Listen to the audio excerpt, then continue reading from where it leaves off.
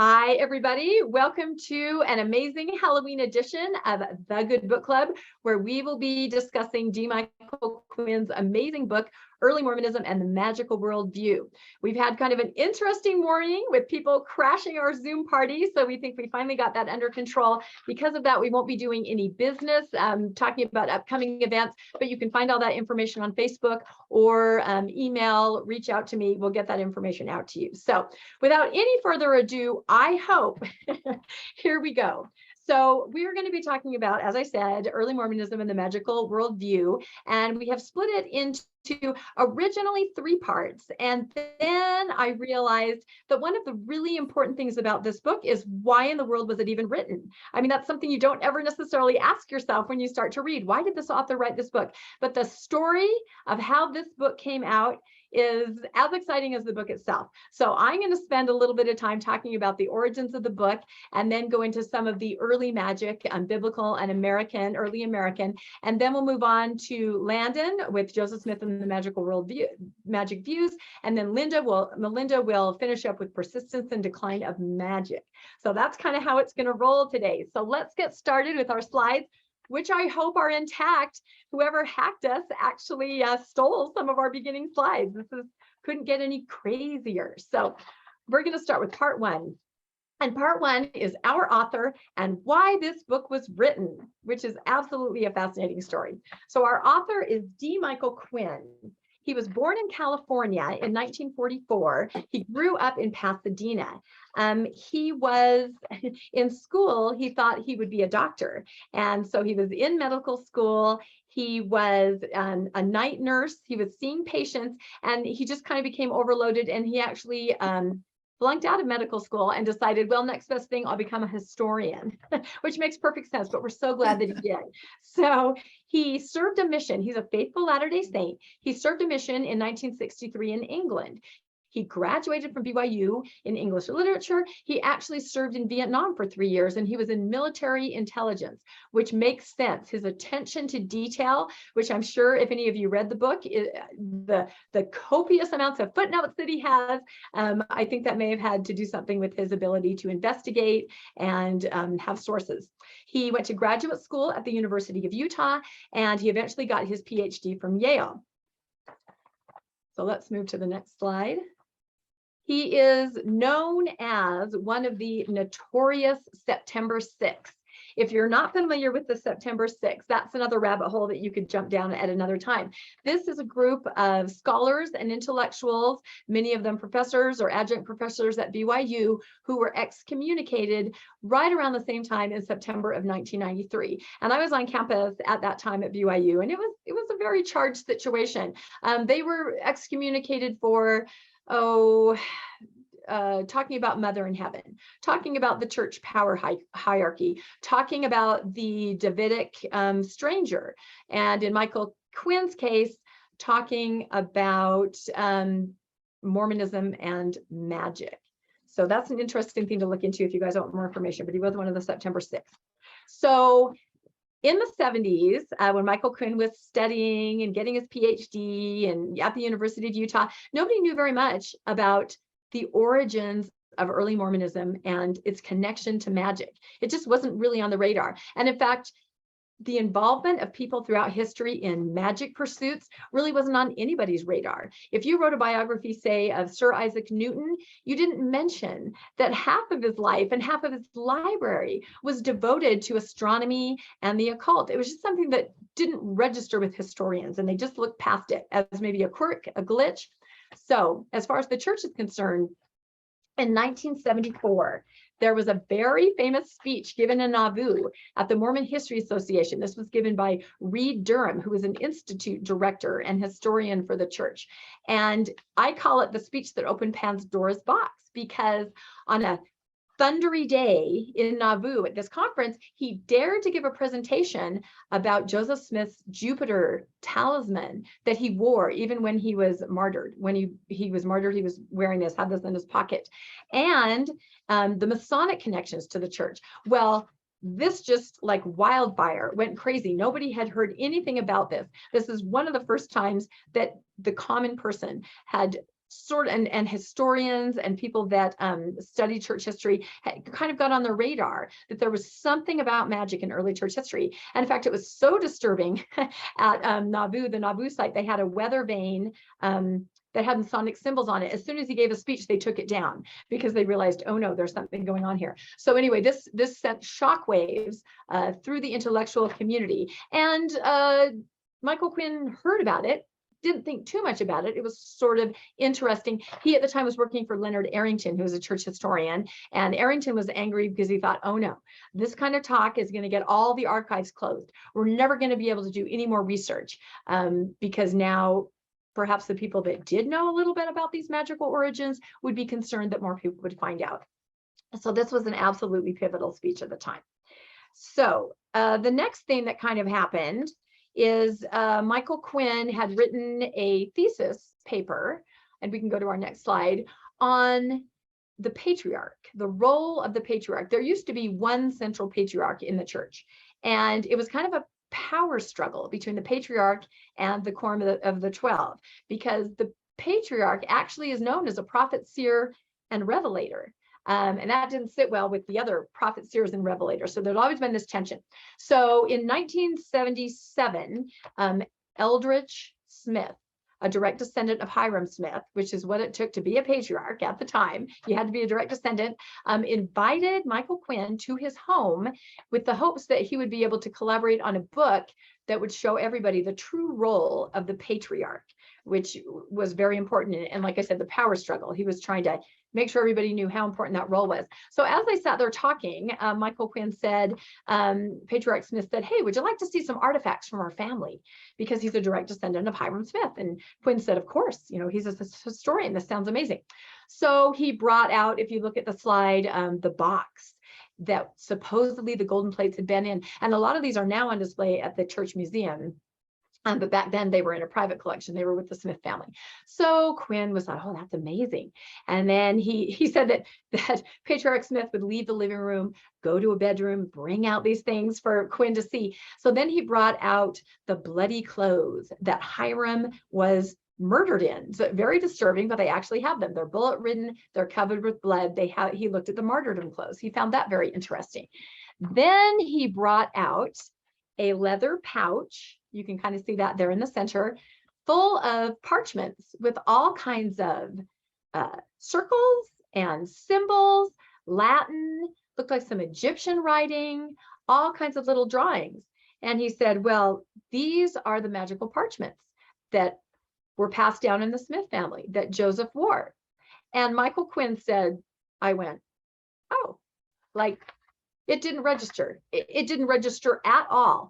He just moved on, didn't give it another thought. He said, oh, okay. Oh, do you have any journals? And so, of course, then Eldridge Smith, a little disappointed, and he just pulled out the journals and they worked through the journals the rest of the night. He also was able to show him a pair of garments that was originally worn by Hiram Smith. So when Michael Quinn went home, he said he wrote in his own journal, oh, had a wonderful evening with Eldridge Smith, did not even mention the fact that he had seen these parchments. It was just so inconsequential, or he didn't have any way to really understand what that was. So again, magic, not known, not recognized even by historians, until, I bet you all know what happens next, right? Absolutely. Mark Hoffman has entered the chat, and Bruce, let's go ahead and let him in. Okay, this is funny because I like to reach out to people. I actually wrote Mark Hoffman a letter. I sent it to the Gunnison Correction Facility, and I just wanted to ask him about it, because if you read that salamander letter that came out in 85 or 84, he knew more than 99.9% of the church historians and a lot of the people in the Quorum of the 12 about the origins of early Mormonism and magic. So for those of you that may not know, Mark Hoffman was an extremely skilled forger who started finding church documents that were very pivotal, and also some early American documents. I mean, the things that he found were just incredible. That should have tipped people off that no one is that lucky to find this many things. But the letter that most people know that caused so much interest in magic was called the Salamander Letter. And it was a letter that was written supposedly from Martin Harris to W. Phelps, describing Joseph Smith, telling him who this Joseph Smith person is. And he mentions seer stones. He mentions treasure digging. He talks about going to get the golden plates, and in the box, there's a white salamander that suddenly becomes a man and starts attacking Joseph Smith. And that's actually based on a true story that we'll talk about later. So suddenly, magic is on the horizon for everybody in the church. And Mark tried to sell it to people in the church. He tried to sell it to Gerald and Sandra Tanner. That's one of my favorite stories. And Gerald looked at it, he goes, no. He instantly knew that there's no way this was right. It was too similar to some other previous writings. And I love that about the Tanners, because obviously having this be authentic would be, you know, one for their team, right? But they didn't. They had too much integrity, and they said, no, we're not going to buy this. This is actually a forgery. And they actually tried to warn church officials. So eventually Steve Christensen, the son of Mr. Mack, if you're familiar with Mr. Mack's clothing, very well-to-do Mormon, he purchased the letter. I'm sure the church had him do it. And then he donated it to the church. And that's why you see that picture there up at the top of the prophet and many of the apostles gathered around with Mark Hoffman, and they're looking at this amazing letter. But then, of course, it's a problem. What the heck is a salamander? What does this have to do with early Mormonism? And so Oakes kind of went on the offensive, and he went out and he would give addresses and say, I think the white salamander is Moroni, you know, things like that. But the bottom line is magic and the origins of early Mormonism are now on the radar, even on a national scale. This made the national news everywhere. So let's go to the next slide. So a lot of people, Michael Quinn said they were in a faith crisis. People in his ward are coming up to him and asking him, what is this? What is this magic? What is this church? What do you know about this? And Michael Quinn is then sort of thinking, oh, that parchment. Oh, that Reed Durham talk. He started to be curious too. And so he went to his scholarly friends who worked for the church, and he said, hey, everybody's asking about this. You guys are working on something, right? You guys are putting together something so that we can help people who are confused by this. And they said, oh, yes, we're working on something. And he said, well, it's going to come out soon, right? Because people are really concerned and they're being asked about this. They're asking me about this. And the church historian said, oh, no, there's so many sources to get through. It's going to be years before anything comes out. And so Michael Quinn said, well, can I see your sources? And they said, oh, no, you can't see those. And so Michael Quinn said, okay, all right. And so he decided that he needed to look into this and start studying, researching, and put out something on his own. And so right about that time, Mark Hoffman, it was discovered that everything was a fraud. You have the bombings. He was sent to prison, but at the Gunnison Correctional Facility. And Quinn is now immersed in studying just early magic in America, early magic in Christianity. And luckily, there were other sources, other places that this is sort of finally on everybody's radar, and they're starting to look into this very important element of our history. So he gave a presentation at Sunstone where he started to talk about magic. And so he's on the radar of the church of somebody that's talking about magic. And at this time, he's working at BYU. So, of course, that's a little dicey, right? He's a history professor, and he's a very beloved teacher. He's voted favorite teacher of the year, I think, several times. In 1987, his book, I can show you guys the first edition, the very first edition, there it is. If we can go to the next slide, we'll talk about that. So the first edition, 1987, it's published by Signature Book. It's not as long as the edition probably most of you guys had. And the footnotes in it were incorporated into the text. You probably can't see that. So we don't have that wonderful final 300 pages where he put all of his footnotes. So in between the time of the first edition and the second edition, a lot happened for Michael Quinn. For one, he was called an apostate, a heretic, an antichrist, and this was by other professors at BYU. I mean, it became very, very difficult. It was just information nobody had any way to wrap their brain around. They just couldn't believe they were hearing this about the early origins of the church. He did not publish another edition right away because he wanted to make some changes. He wanted to tweak some things. He was learning new information even after the first publication. So there was a series of a decade there where it was very valuable. If you had one of these books, you might have paid hundreds of dollars for it because it was not in print again. So between the first and second edition, he left BYU because the pressures just became too intense. And he really, unfortunately, was never able to find another position where he would be able to get tenure. He did little things here and there, still doing research, but everywhere where his particular skill set might be valuable, another church, university, or someplace that had Mormon studies, they were too connected to wealthy Mormon donors who said, I don't want anything to do with Michael Quinn. So just simply because of these things that he brought to light. So he really sort of struggled in that way for the rest of his life. He then was excommunicated as part of the September 6th in 1993. And at that point, he's like, gloves are off. I can say whatever I want to say. So the first book, if you read the first edition, was a little more faithful. It was a little more apologetic. By the time we get to our second edition, the one that you guys probably all have, there's a lot of things in it where he takes on his critics. He addresses some of the things that the critics of the day were saying. And like I said, the gloves were off. So he addresses his critics. He puts the end notes at the end of the book. He includes new information that he's learned within the last decade. And he also, sorry, I can't read that, fixed any errors or anything that was in the first edition. So it's interesting to read the difference between the first and the second, because it definitely portrays the journey of a man who's gone through a lot since it was published. So let's go to our next slide.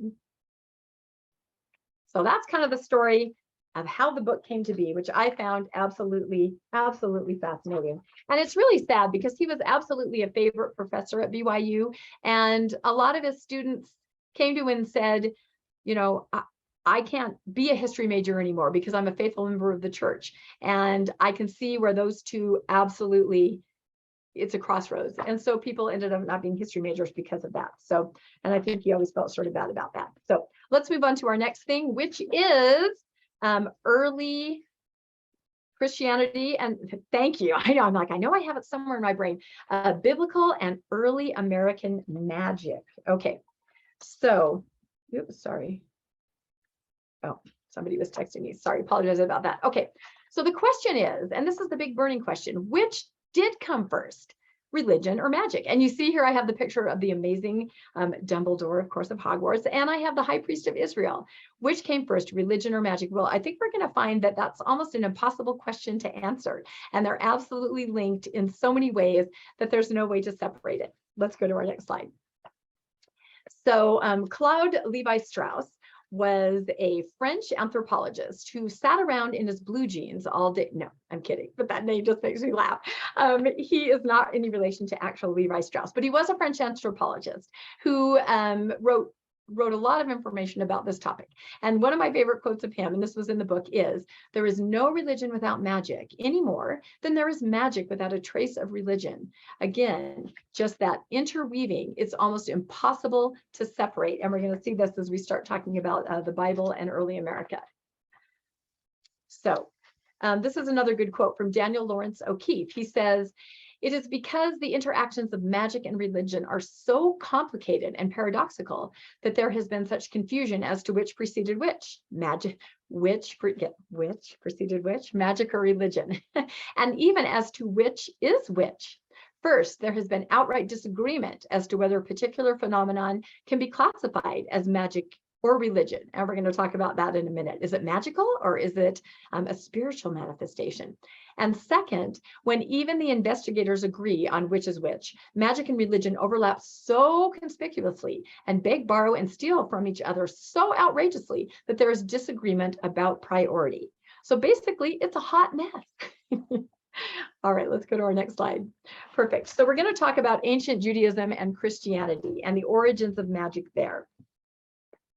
Go ahead to our next slide.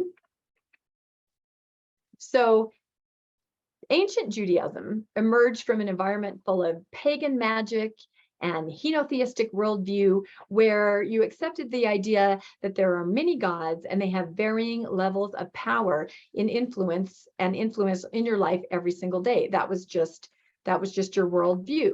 And both Jewish and Christian lore have deep, deep connections to the occult, to demonologies, angelologies, incantations, amulets, talismans, spells, charms, exorcism, rites, glossolalia, We're going to talk about some of these. One interesting thing I learned is the difference between an amulet and a talisman. I didn't know this until I read this book. So a talisman is something that you create to be a lucky charm. And for example, the Jupiter talisman that Joseph wore. An amulet is something that you find that you attribute magical powers to. I guess maybe a four-leaf clover, a seer stone, right? Something that's natural that you found. So I thought that was kind of interesting. I never heard that before. So let's really start talking about it. This is another one of my favorite statements. We practice religion, they practice magic. So I went through the scriptures and I pulled out everything I could find that looked magical or sounded magical. And if you kind of look at all these different things, it could go either way. Is it conjuring or is it feeling the spirit? Is it sorcery or is it a miracle of Jesus? There's just two ways to look at almost every single thing that's mentioned in the early scripture. But we practice religion and they practice magic. I just think that's great. And that really is the theme. So let's talk about some of the crossovers, some of the things that were important to both the magical world and religion. So what's in a name? The name of God in the Old Testament, Michael Quinn tells us, is translated from the Hebrew consonants. And power in a name is something that goes back anciently as far as magic. Things that it's a powerful belief. Egyptian priests, Hebrew priests, you can't utter these names. Harry Potter, right? He who shall not be named. So I don't even know if I should pronounce these names because I feel like something might happen. But these are the different ways that you would say God. And you're not supposed to say them because there's power in a name and something can happen. So this is a similarity between the magical world and Christianity, where they maintain that concept that there's power in a name. You can use it to invoke things. You can call on God, or don't say it because something bad's going to happen. So it's extremely similar. Again, we're practicing religion. You are practicing magic. Let's go to the next thing. Okay, another interesting story in the early scriptures is the story of Jacob and the rod. So Jacob, of course, was trying to marry Rebecca, ended up being tricked into marrying Leah, married Rebecca finally, and was going to leave and have his own household. So he said to Laban, their father, well, I'd like to take some of your flock to set up my household. And he said, that's fine. You can have the spotted flock. Well, there weren't very many sheep and goats that were spotted. So Jacob took a rod. I know rods are so prevalent through all this. And he laid it down in front of the sheep and goats. And sure enough, pretty soon they started having offspring that were spotted, until pretty soon most of the flock was spotted, and he was able to walk away with a good number of the herd. Now, I've read apologetics about this. I never knew there were Christian apologetics. I mean, to the extent that I looked into them, but they're there. So there's this thought that there's an enzyme missing in the goats and sheep. If they had it, they would be producing spotted ones. The rod, something about the plant, the value of it. If they eat the rod, they're going to get the enzyme. Anyway, they explained it all. But again, we practice religion. You practice magic. He laid the rod in front of the sheep and they became spotted and he took them. So absolutely fascinating, these parallels. Let's go on to the next one. So another great story is the story of the silver cup, Joseph's cup. We all know that story. He's sold into Egypt. He rises to the top. He's a wise, wonderful man. His brothers come to visit. They don't recognize him, and he wants to make sure they're going to go home and bring back little brother. So he hides his special cup in the bag. Well, what they don't explain, and it's certainly not in Come Follow Me, is that this is a cup with which he practiced hydromancy, which is when you fill it with water and you look into it and you can see the future, and that basically gave him his wisdom. So again, a lot of these things in the Bible, if you know what you're looking for and you read carefully in the early scriptures, it's extremely magical and it has origins in the occult. Absolutely. So I thought I hadn't heard that story either. I thought that was interesting. Let's go to the next one. Okay, this is one of my absolute favorite ones, and I even have an awesome visual participation element to this one. So the Urim and Thummim, when you're raised LDS, of course, you know that these are the wonderful sacred stones with which everything was translated. Well, this is not what they were in ancient times. There's a reason I called it roll the dice, casting lots, and taking the Urim and Thummim to Vegas. these actually, I would consider them more like dice. So if we can share our screen for a minute, Bruce, safely, right? We have High Priest Doubting Tomas with us. How are you, High Priest Doubting Tomas? Why, I'm feeling a little blue today. I'm liking your, yeah, that's really cool. So basically the high priest, as you can see in the slide, and then Tom is wearing a representation. This is called an ephod, the golden part. So it's basically a pouch with jewels that represent the 12 tribes of Israel. Now on his shoulder are the Urim and the Thummim in those little pouches on his shoulder. So somebody would come to the priest and he would say, "Oh, great high priest Doubting Tomas, can you tell me if we'll ever be able to Zoom safely again in our book club? We need to know." The priest would take the Urim and Thummim, exactly, out of the pouch. He would put them into, that's right, there, and show them the markings. So these are actually show them the, oh, you can't be dropping the Urim and Thummim. Okay, so I replicated the actual, there you go. The problem is I don't know which one says yes and which one says no. So I don't know if this demonstration will work, but the priest would put those into his pocket, put it in your pocket, in your pouch. That's right. So we asked the question, "Oh, high priest, will we ever be able to Zoom safely again so that everybody can feel secure?" That's right.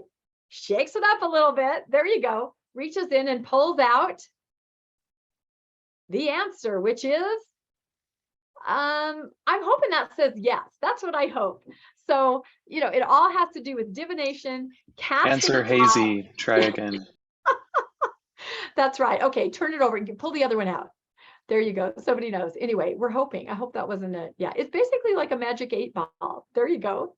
It's perfect. So, when they describe the Urim and Thummim, the way that Joseph Smith used it, that really was not what the Urim and Thummim really was all about. And it's casting lots, which you hear about all the time in the scriptures, and divination, you're looking into the future. So that is the true story of the Urim and Thummim. Again, all these things we're just touching on for the sake of time, and any one of these you could delve into and spend weeks researching.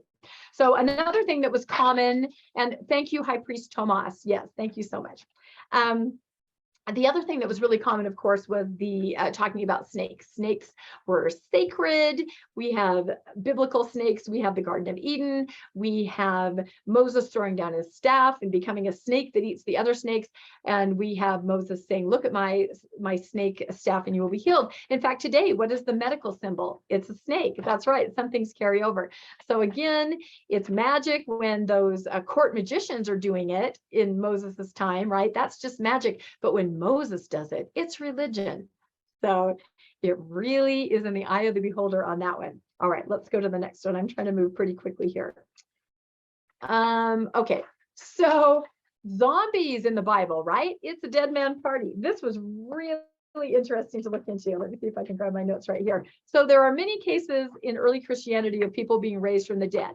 And I think because that's the ultimate miracle, right? I mean, death was a huge part, much more than it is of our lives now. So there are many situations where people were raised from the dead. So we have Elijah and the widow's son who is dead. And he goes to the son's room and he lays himself on top of the dead boy. And he does that 3 times. And after he's done that, the boy comes to life. So again, this is a religious miracle. This has nothing to do with the occult, right? So another situation, this time we've got Elisha, right? Same thing. Always a widow's son, dies again. This time Elisha, he lays himself on the dead body. It says mouth to mouth, eye to eye, hand to hand. And then he added a really awesome spiritual element. He sneezed 7 times and the boy came back to life. So again, this is a spiritual experience. This is not magic. Or is it? There's a case where Elisha's bones were in the ground and somebody died. They had to bury him very quickly. It was during war. They threw him into Elisha's tomb. He came right back to life. So even touching the bones, the relics of a holy man can bring you back to life. And that probably sounds familiar. There's a lot of worship of relics and bones of saints as we go forward. There's so many widow's sons. I really can't even go through all these notes. We have then we have Jesus raising different people. We have Jairus' daughter, we have Lazarus, and then of course we have Jesus Christ himself rising from the grave. And not only Jesus, but all of the saints that were resurrected at the same time. So is it magic? No, it's a powerful spiritual experience, but you can see how they were just so interlocked that it's impossible. It just depends on your point of view, your worldview. So I'm a huge Harry Potter fan. So of course I had to do this. I thought this was very interesting. Was Jesus a magician, right? In the scriptures, sometimes he's referred to as a magician. So I had to do the Harry Potter test, and I came up with some similarities that I found between the two of them that I thought were kind of interesting. So they both had a prophesied birth. They were born as a special one. They were hunted and had to flee as a baby. They don't know who they are until about 11 or 12. They were friends with the outcasts and the outliers. They had a very close group of followers who always protected them. They possessed magical powers, but they only used them for good and very subtly. They have to eventually sacrifice themselves for the whole rest of the world. And they wake up from the dead because of the power of love. And then in their death experience, they are marked, and that mark is how they're recognized. So I just thought that was really interesting. There's so many similarities. Magic, religion, again, such a great area. So Jesus was considered a magician in a lot of scriptures, and especially in the Gnostic Gospels and in some of the earlier writings. So the idea of Jesus the magician is found in Judaism, Gnosticism, Christianity, Orthodoxy, heterodoxy, paganism, Islam, and Mandaeanism. And a lot of the recorded miracles of Jesus mimic the ancient magic practices. And we could go over and over this, but I think you guys probably mostly know what I'm talking about. For example, spittle on the eyes to cure the blind, and reproducing food. That was always a big one. And let me see what some of the other ones. Just basically, water to wine. These were all magician tricks, but they weren't when they were a powerful spiritual experience that was created by Jesus. So you may notice these pictures. He looks like he has a wand. I know a lot of people point to that. That actually was considered more of a staff, very short staff. So, but I still love those pictures. I think that, kind of freaks people out when you say, look, here's Jesus. And he's got his little, I have my wand here somewhere. So I love it. So anyway, so then Jesus is gone, but the magic lives on, of course, with this little brief pit stop over in Mesoamerica. We'll move past that. And now we're going to start talking about, I think our next slide is, yes. So the different practices that existed in the church, again, and that harken back to occult or magical eras. So glossolalia, that's power of words. So you have things repeated in a certain way, in a special way, in a special cadence, and you can't deviate from that. You have that, a witch, right, might say a spell. You have a pope repeating mass. You have people repeating religious phrases in a religious ceremony. And I know I don't have to make the parallel to where in the LDS church we see glossolalia. And I think Melinda's going to talk a lot about that in section 4. So again, just the idea that these things have always been here. And so like this slide, ooh, is magic or is it religion? These are all things that existed in the early Christian church once Jesus was gone, and they were considered the religious tradition of the day. The holy relics, the healing by the bones, the worshiping of the bones, talismans, astronomy, the crucifix to ward off evil, Kabbalah, the Jewish magical tradition, all these things from the magic tradition now appropriated by early Christianity and called more religious than magic. Then everything changed again. The Protestant Reformation, which, believe it or not, was kicked off on Halloween Day, 1517. You've got Martin Luther. He's a German priest. He's a scholar. He's highly trained. He's also a historian, and he's had it with the Catholic Church and the use of indulgences, which is where, and this will sound so not familiar to you guys, but you have to pay to get into heaven. I know, it's a crazy concept. Basically, you'd have to buy a candle to go and light it in mass. So they were basically charging everybody so much to be able to make it into heaven. And Martin Luther just didn't think that was right. And he also felt that people needed to be more in charge of their own spirituality. And so he sent a letter. He didn't actually tack something up on a door, although, I mean, that's kind of a rumor, pretty much debunked, but he did send a letter to one of the popes in charge and said, you know what, we call for the end of this, and basically schism, where a lot of people started considering themselves more Protestant, and the Catholics kind of fell out of favor. And with them falling out of favor, the way to distance yourself from Catholicism was to distance yourself from all of these practices, which, as we see over here, considered the ones that didn't distance themselves, they were considered to be practicing rural folk magic. You've got the sorcerers, the witches, seekers of lost things, treasure divining, magic, palmistry, jugglers. Believe it or not, a juggler is somebody that can make something magical happen. Well, it could actually be both. But at that same time period, as you're going up into the 1500s and 1600s, you have scholarly pursuits, things that are considered scholarly, alchemy and astrology. And that's like how Michael Quinn talks about Sir Isaac Newton, right? Amazing genius, science, yet half of his library was devoted to alchemy and astrology. And most historians, up to maybe like 50 years ago, just kind of looked the other way on that. They didn't understand what an important part this played in the lives of all these early people. So it's interesting to see how that kind of lines up.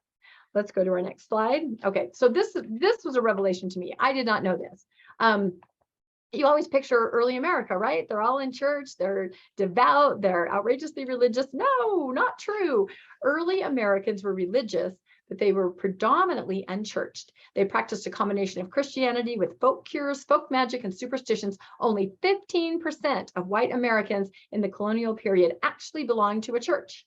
So what were they doing if they weren't in church? They were practicing their own version of folk magic, and they all owned a Bible and they had memorized the Bible. So they were basically creating a hybrid of what they considered religion based on their folk traditions that were passed on and what they read in the Bible. It reminds me kind of how High Priest Tomas went on his mission to Mexico. And he said when he would convert them to Mormonism, they would bring their Catholicism with them. And so they were practicing this mashup, this hybrid of all these different practices. And that is what they called their religion. So this, of course, is a shout out to those of you that love the Holy Grail. How do you know she is a witch? So as people started to become more churched, or as I like to call it, churching up, they started to shun the people that were practicing the folk magic. And every once in a while, you would see a clash, usually in a town where there was, a lot of social pressures or things were happening, but exactly like the Salem witch trials, where people are starting to gravitate toward formalized churches, formal religion, and yet you still have the people that are practicing the folk magic that they've always practiced. And so then there's a clash and you're a witch. And interestingly, Joseph Smith Sr.'s grandfather was one of the accusers for 2 women that were actually put to death as being a witch. So I thought that was kind of ironic or apropos, I don't know. So then we have the first Great Awakening, and we are just zooming through history here. And we've got the mid 1700s and the second Great Awakening in the early 1800s. And this is basically when religion's starting to go wild, right? You've got charismatic preachers, you've got everybody churching up, and very common occurrences all the time. Angelic visitations, visits from deity. I don't think a lot of LDS people realize how common this was. There was nothing special about Joseph Smith saying, I've seen a vision. Everyone and their dog was doing it. Let's go to the next slide. Perfect. And that's how we come over what's called the perfect storm of the burned over district. This is the area in upstate New York where religion got to a fevered pitch. Now, it wasn't when Joseph Smith said that he has seen the first vision and that people were persecuting. No, this was later, but it definitely impacted how he presented himself versus more of a magical person or a religious person. So out of this area, as everybody tried to church up, you have the origins of Mormonism, the Shakers, you have the Adventists, you have some other more spiritually oriented religions that develop out of this. But it was absolutely folk magic was an extension of religious faith, and the revivals of the day sent many scurrying to organized religion, which further mixed the occult, folk magic, and religion into a witch's brew. So in the daily paper, you would read all about it in the new Nauvoo Expositor. Agnes had an angelic vision yesterday. Good for her. Bob had a brush with deity, right? They talked about successful treasure digging. I'm not sure that ever was a reality, especially for Joseph Smith, but they did promote that, which added to the, enthusiasm for it. They talked about divining rods. They mentioned seer stones, special gifts of the seer. So this was just common everyday discussion among people. We probably can't picture that today, but that's how it was. Let's go to our next slide. So, all right, so now let's get a little bit specific, and my section is almost over here. So let's talk about Joseph Smith's parents. So I don't know if you guys have seen actual pictures of Lucy Smith. Most of us are used to seeing the nice painting in the Come Follow Me manual, but here are a couple pictures of Lucy. So a lot of the idea that the Smith family practiced magic comes from third-party sources. This, which is why apologists are able to say, oh, this is one from Lucy in her journal. And it sounds to me when I read it that she's kind of rebutting what people must have been kind of saying about them. Because she says, I kind of add at the beginning, the idea that we stopped our labor and went at trying to win the faculty of Abrac, drawing magic circles or soothsaying, to the neglect of all kinds of business, we never during our lives suffered one important interest to swallow up every other obligation. But whilst we worked with our hands, we endeavored to remember the service of and the welfare of our souls. So I look at this, the important phrase to me is important interest. She's basically saying folk magic, circles, faculty of Abrac, this is important to us, but lest you all think we also neglect other things, no. Although I question that, because were they ever really farming? Was our farm ever successful? I don't know. But she's definitely telling everybody these two things are important to us. And of course, while we work with our hands, and that means doing the farm work or what you need to do to survive, we also endeavor to remember the service and the welfare of our souls. And that phrase means folk magic. That's what they were doing. They were making sure that their souls were right with their incantations, their parchments, their stones. So if you're curious what the faculty of Abrac is, there's not a lot on it. So I was looking at it yesterday and I was like, I can't find anything. So who knows about this?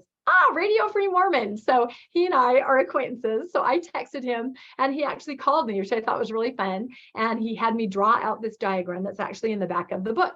And so it's based on, of course, the word abracadabra, which is actually based on an ancient Aramaic phrase, which was Avada Kedavra. And those of you that are Harry Potter fans, Avada Kedavra, right? It's the killing curse. Sorry, I hope I didn't hurt anybody. But yeah, that's where abracadabra comes from. So you basically start with the A and you create this cone and you write out the word abracadabra. And then you count down 7 from the top. 7 is a very special magical number. And that's where you hit Abrac.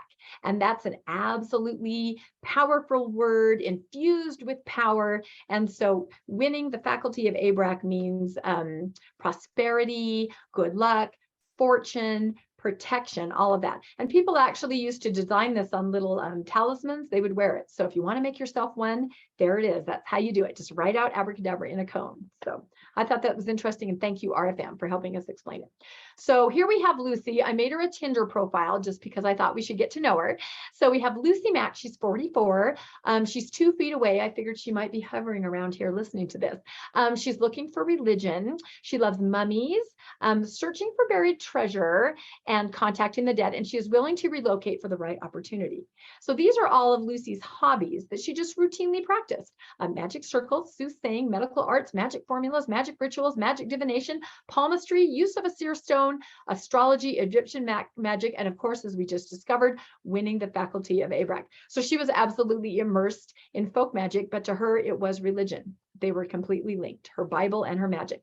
So then we're going to talk about Joseph Smith Sr. very quickly. The apple does not fall far from the tree, Joseph Smith Sr. He had a strong belief in witchcraft. He was known as a master rodsman. He had prophetic visions. He, of course, the magical parchment and spells. In fact, he once enchanted a gun with a spell so it wouldn't save a turkey. He was a very interesting person. And one of the most interesting things, and this will be my last thing I talk about, that he was involved in, if we can go to our next slide. If you haven't heard about this, this is another rabbit hole. How much wood can a wood scrape?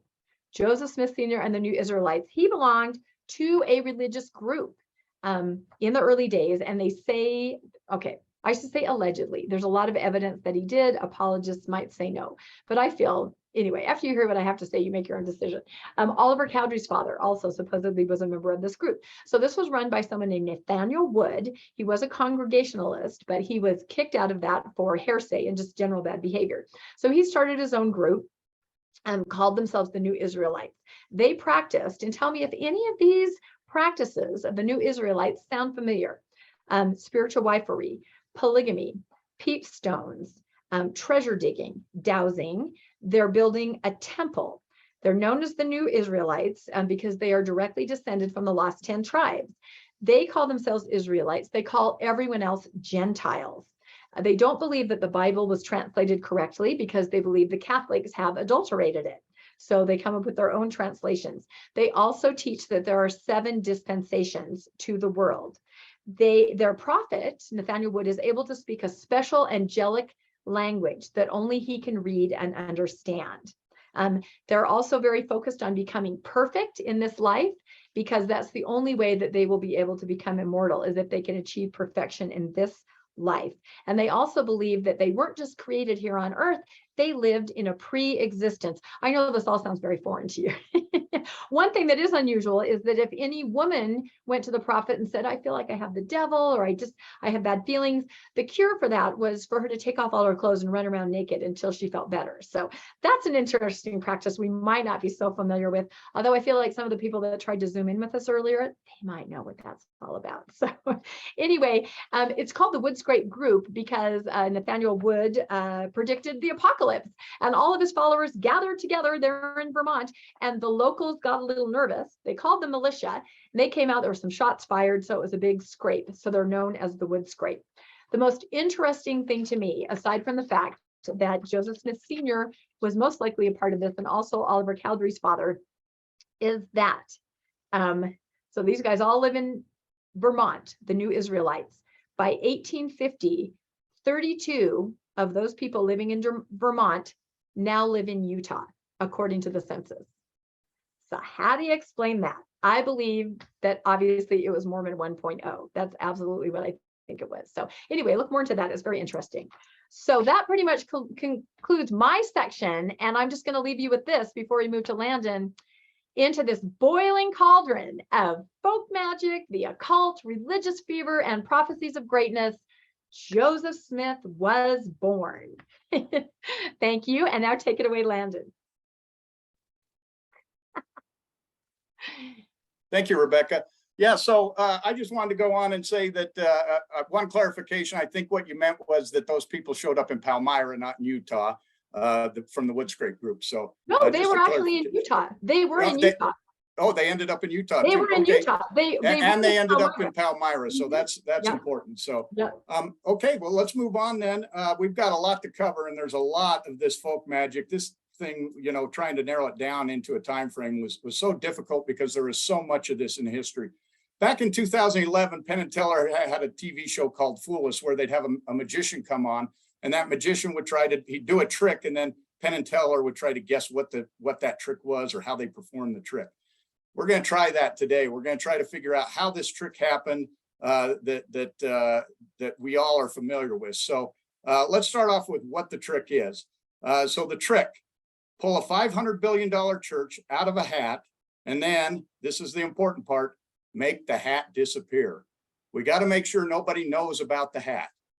So we're going to talk a little bit about that, because I think most of us growing up in the church never heard this story, don't know what it was even talking about until later when we started getting into our faith journeys and started finding this stuff out. Can you go to the next slide? So in order to pull this off, Joseph needed to have a magician's toolbox. So we're going to go over some of the tools that he used and some of the tools of his trade. The first one, and we've talked about it quite a bit, is the divining rod.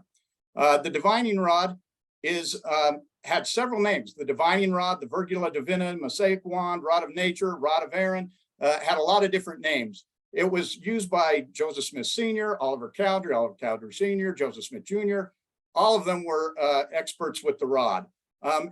They'd use it mainly to find treasure, but you could also ask questions, just like the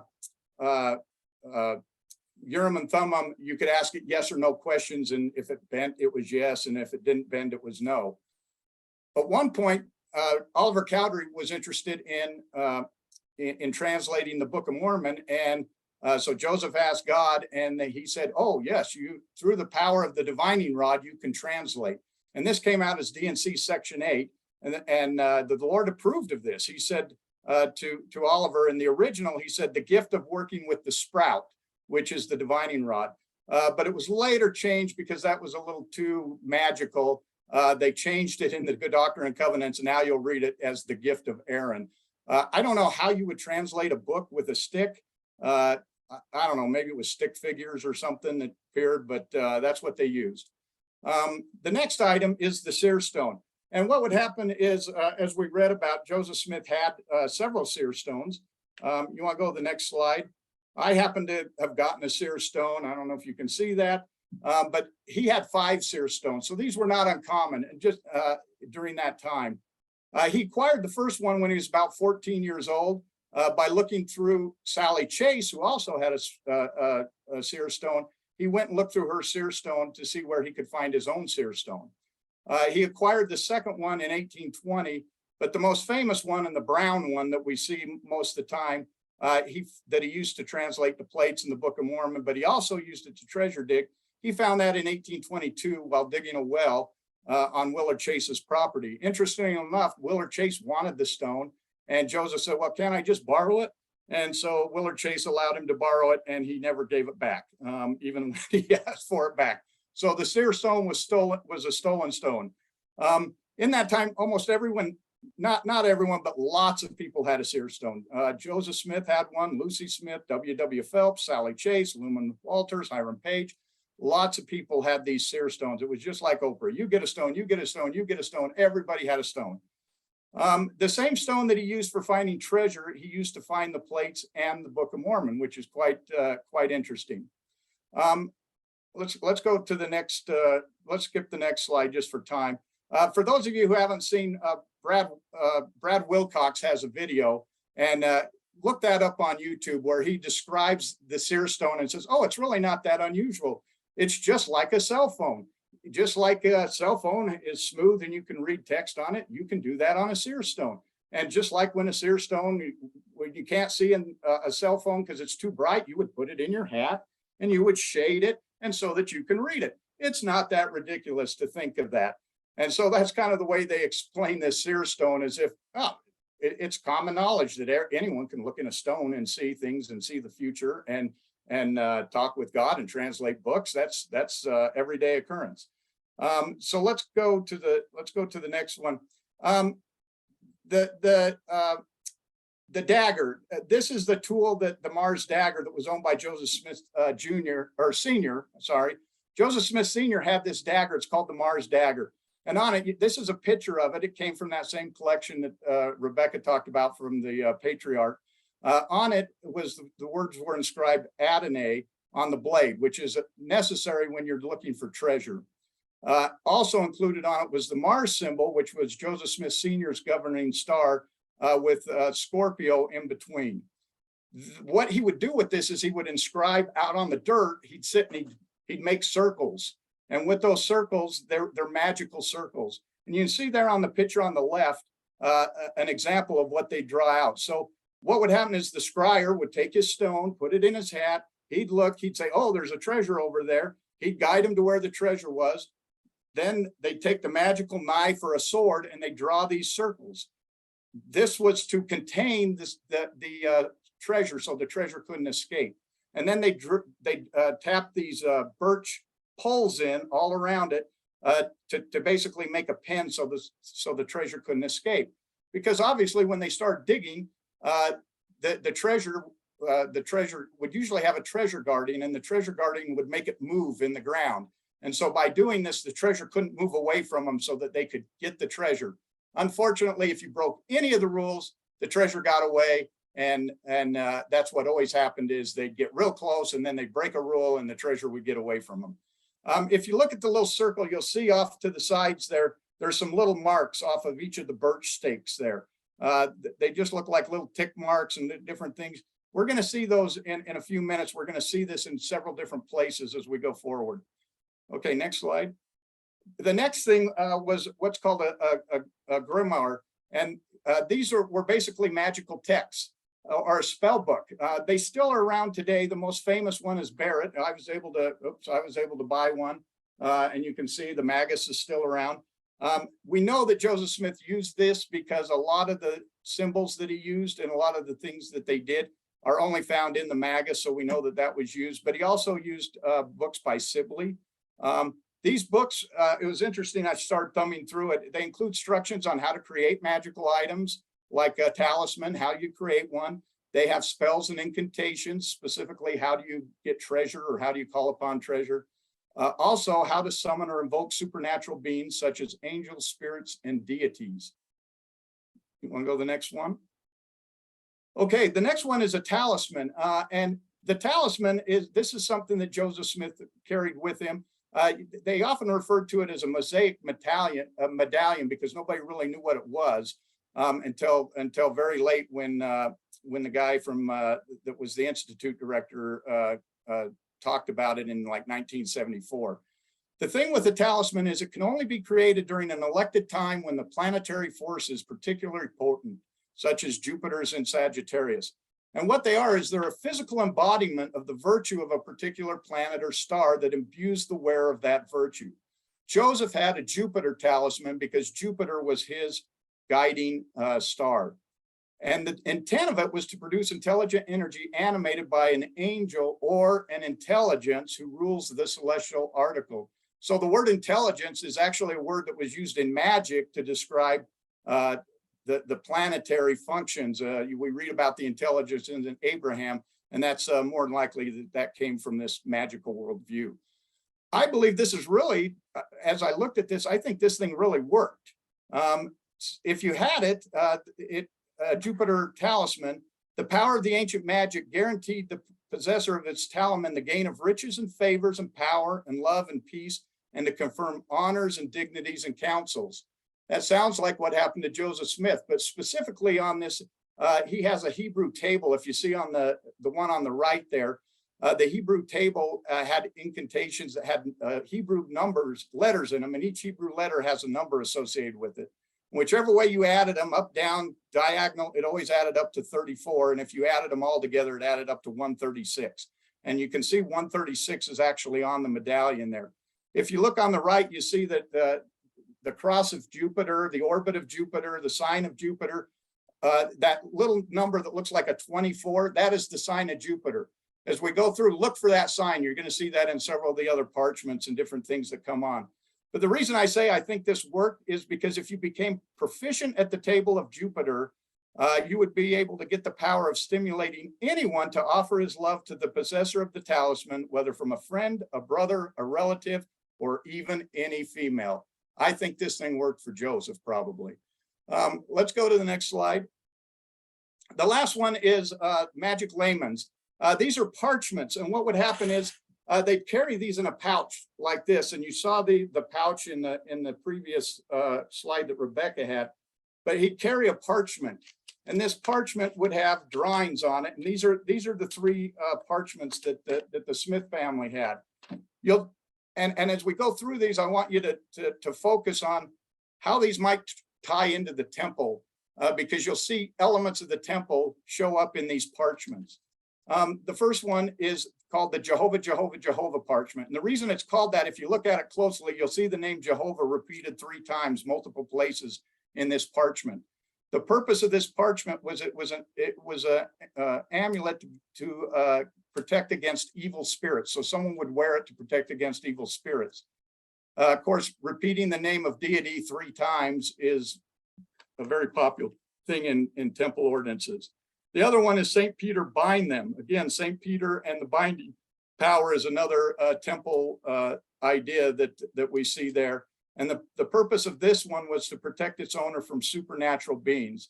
And the last one is the Holiness to the Lord parchment.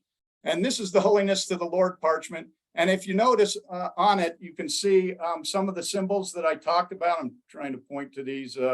But you'll notice, like right here, this looks like the circle that we saw earlier for the treasure digging. You notice the signs on the end of the post. These were known as earth symbols. And then in addition, there's a lot of symbolism on here. A lot of them come from different occult books, so they can kind of track where these came from. The middle one is the Star of Raphael. This was used to call upon an archangel or an angel. And then down here in the corner is, this is called a tetragrammaton. It has the name Adonai in it, which was needed to call upon a treasure guardian. And you can't see it in the picture behind me, but on the picture here, you'll see 4 stars in each of the corners, 4 pentagrams. Pentagrams were required in order to call a supernatural being in. And so these were all parchments that Joseph Smith had, or the Smith family had and owned. The church owns them currently, and nobody's allowed to see them. Not sure why.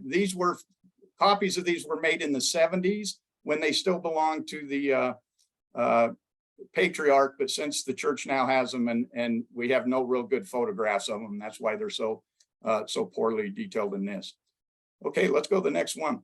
So let's move on to the story here. We all know it. We all have seen the official narrative. We all know what happened here.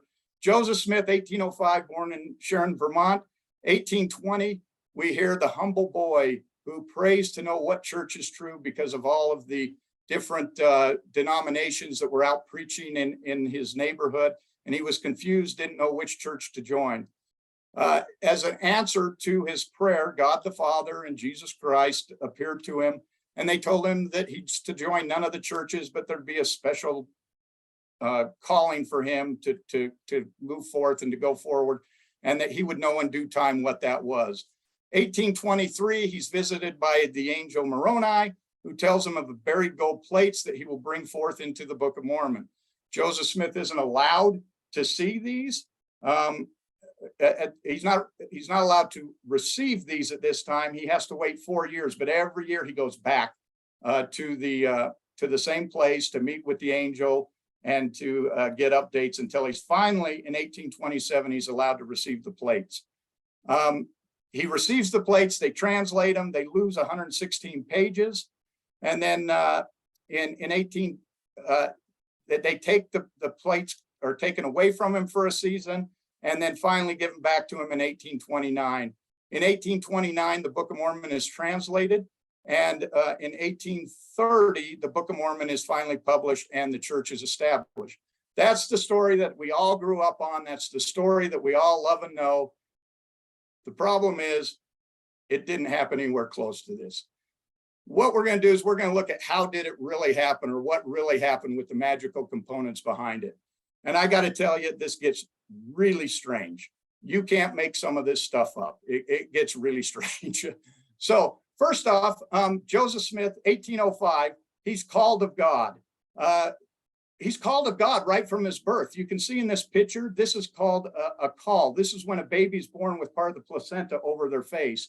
And in magical worldview, that's an important thing. If you're born with a call, it means you're either going to be a great sailor because you can't drown, or you're going to be a great seer and you're going to have great psychic powers. Well, for a treasure digger like Joseph Smith Sr., this was incredible. This was incredibly good luck. He had a seer as a son. And in a letter to the Vermonters, that some Vermonters wrote to Joseph Smith Jr., they described what his father said when he was born. He said, "You was old enough when you left here to remember a great many things about him, and how he used to tell about your being born with a veil over your face, and that he intended to procure a stone for you to see all over the world with." So Joseph Smith Sr. intended to get a seer stone for Joseph Smith Jr. from the very time that he was born, and he predicted him to be a seer right from the beginning, right from his birth. Joseph Smith was born and raised to be a seer. The next slide. So this is preparation for becoming for getting to the point where he became a prophet. In Roughstone Rolling, Bushman actually calls it the preparatory priesthood. He actually calls all of this magical training the preparatory priesthood. It was to prepare Joseph to receive this power and this great calling that he had, and to do it, he used magic to prepare him for it. From his youth, as we said, he started using a divining rod from when he at age 11 to 13. And by age 14, he had obtained a seer stone. At about this very same time, Joseph Smith Sr. and his older sons began operation of a group of money diggers. And Alvin, the older brother, was reportedly the leader of this group, this money digging group. And there's a very cool story about a guy named Luman Walters that most of us have probably never even heard of. But he's one of the great figures in church history that you've never heard of. So Luman Walters was an eccentric physician who actually came from a fairly wealthy family. He moved to Europe, and while he was in Europe, he practiced medicine, but he also learned the occult, and he learned to speak Latin. He learned all of the occult practices. And after he came back from Europe, he moved into the Palmyra area. Between 1819 and 1822 is when he moved in. And he became known as the village magician. And if you lost a cow, you lost a horse, you'd go to him and he'd tell you where it was at. Well, he also was a leader of treasure digs. He was a scryer. He could look in his hat. He had a seer stone. He could see where the treasure was. Young Joseph would go out on these treasure digs with his father, and he would see Walter the magician doing these treasure digs. And one of the things he did is he started to learn from him how to do this. And Luman Walters found a book. It was a book that was in a reformed language. It was actually Old Latin. And he would read the book to them as they would dig, and then he'd translate it. And he would tell them about a story about ancient American people who lived on the continent. And this was the manuscript that he would read as they would dig for these treasures. Luman actually took Joseph kind of under his wing and mentored him into becoming a seer. And one day they're in they started digging in Abner Cole's property. He led a treasure dig, and this is where they really got to know each other. But later on, they moved and they started digging in a specific spot that was rumored to have treasure. And that specific spot was what we now call the Hill Cumorah. They started digging in the Hill Cumorah for treasure in about 1822, and they couldn't find anything. One day in a tavern, Luman Walters said, geez, I just can't find anything, but there's one in here who can, and pointed to Joseph Smith. And at that point, Joseph Smith kind of had his calling that he was going to be the new magician in Palmyra. Luman Walters had a stuffed toad.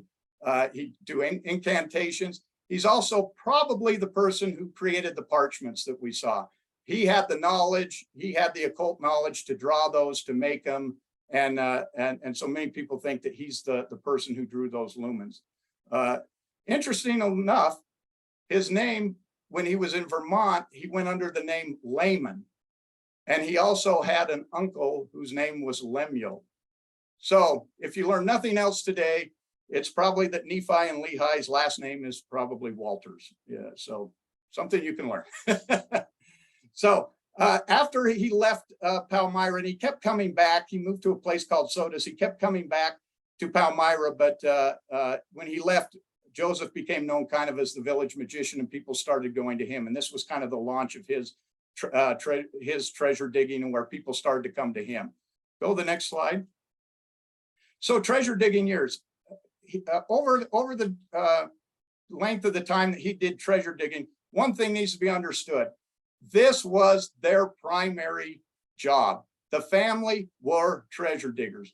They did other things to make money. They did not farm. You see that in all the church things. Their farms always folded because they never grew anything. They were always out doing these treasure digs, and they never made any money at it. So they were poor as dirt. So you can kind of see here that basically they started treasure digging. He started around 1819 probably, and the treasure digs continued on to 1828, which is quite fascinating because 1827 is when he got the plates, and he's still treasure digging after he got the plates. But one interesting thing in here is that he began treasure digging at the Hill Cumorah in 1822, and they were still treasure digging right up till 1827 on the Hill Cumorah. Even after the angel had came and told him that that there were plates there, he continued to look for them and dig them up. So let's go to the next. What I'm going to do now is this is just some of the treasure digs that he did. He participated in at least 18 treasure digs. over the time that he was treasure digging. Let's go to the next one. So now we get to the visit from the angel. And this one is really fascinating, the visit of the angel. This is one that I think is very difficult to pinpoint. And you might say, why are you starting with the visit from the angel? Why not start with the first vision? Well, firstly, because we know absolutely nothing about a first vision. There's nothing written about it. He doesn't record it. No one in his family records it.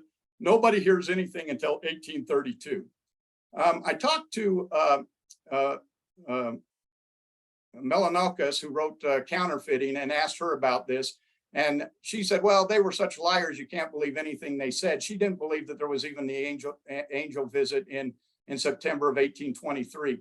So I started looking into that, and I said, I don't know if I agree with that, because there's a difference here. In 1820, he couldn't tell you when he saw God the Father and Jesus Christ. Can't tell you when the first vision happened. But he tells you exactly when the angel thing happened. It happened on September 21st, 1823, as he was praying at 11 p.m. at night.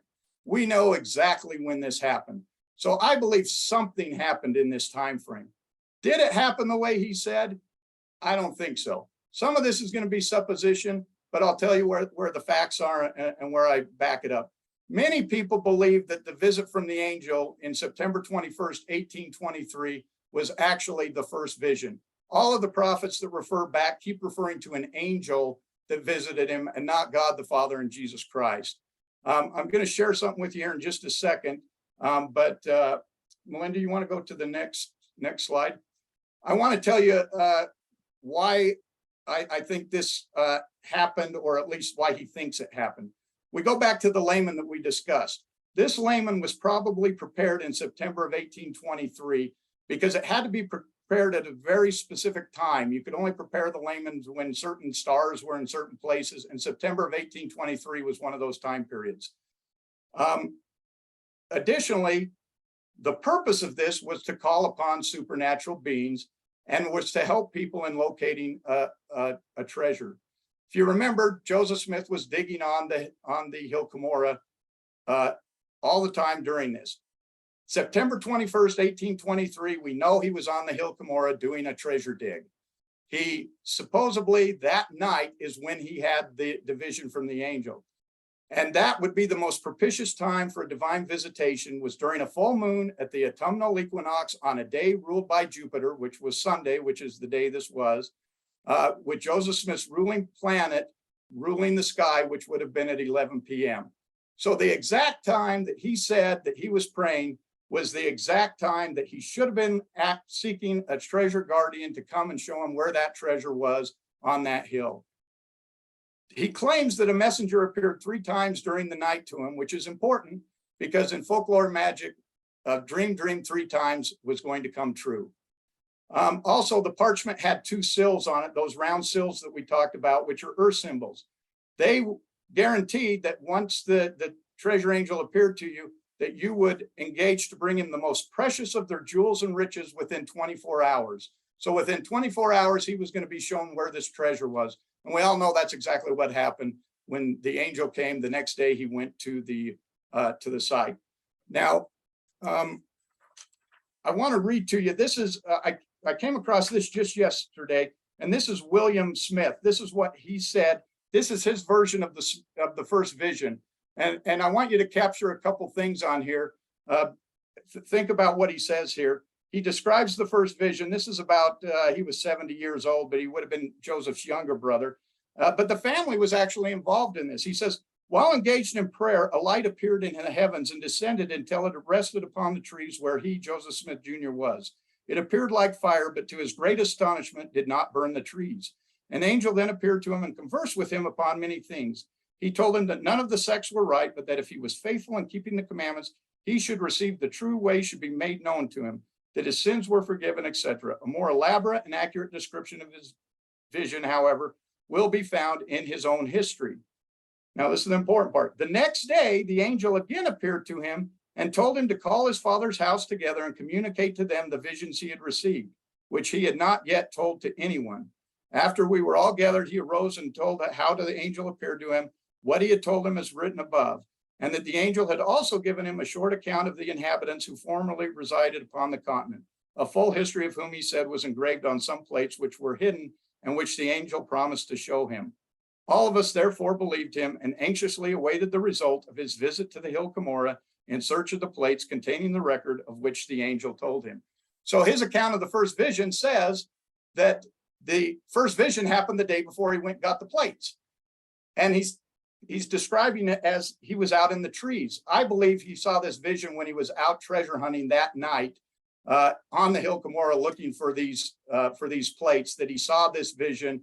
Then he went home, told all of his brothers who were a treasure digging family. They were all excited. We're going to get the treasure. We know where it is. And the whole family was now engaged actively in pursuing and getting these plates. Can't prove it, but there's a lot of history there that says that's what's happening. So let's go to the next one, Melinda. This is the fascinating story. So we get to the story where Joseph goes up to get the plates for the first time, and this story is just crazy. He goes up there, and in 1827. He told Willard Chase what happened. This was Joseph Smith Sr. recounting what happened. He said that some years ago, a spirit had appeared to Joseph, his son, in a vision and informed him that a certain place there was a record on plates of gold and that he was the person that must obtain them. And this he must do in the following manner. On the 22nd of September, he must repair to the place where was deposited the manuscript, dressed in black clothes and riding a black horse with a switched tail, and demand that the book in a certain name, and after obtaining it, he must go directly away and neither lay it down nor look behind him.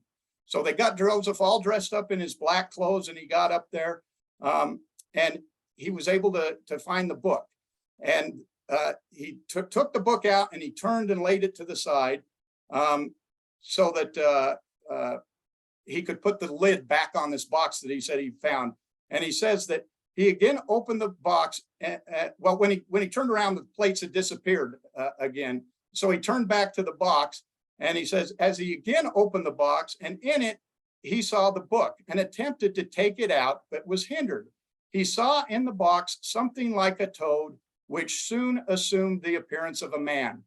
So there's a toad in the box, which is folklore magic that a treasure guardian often appears in the shape of an animal. And so this is an animal protecting the treasure, which is just ridiculous because we all know that people and animals don't transmute in between each other and just turn from one thing to another. So in the end, he gets a toad, and the toad, he tries to take the plates, and the toad takes him and strikes him on the side of the head, knocks him out. Not being discouraged at trifles, he again stooped down and strove to take the book, when the spirit struck him again and knocked him 3 or 4 rods and hurt him prodigiously.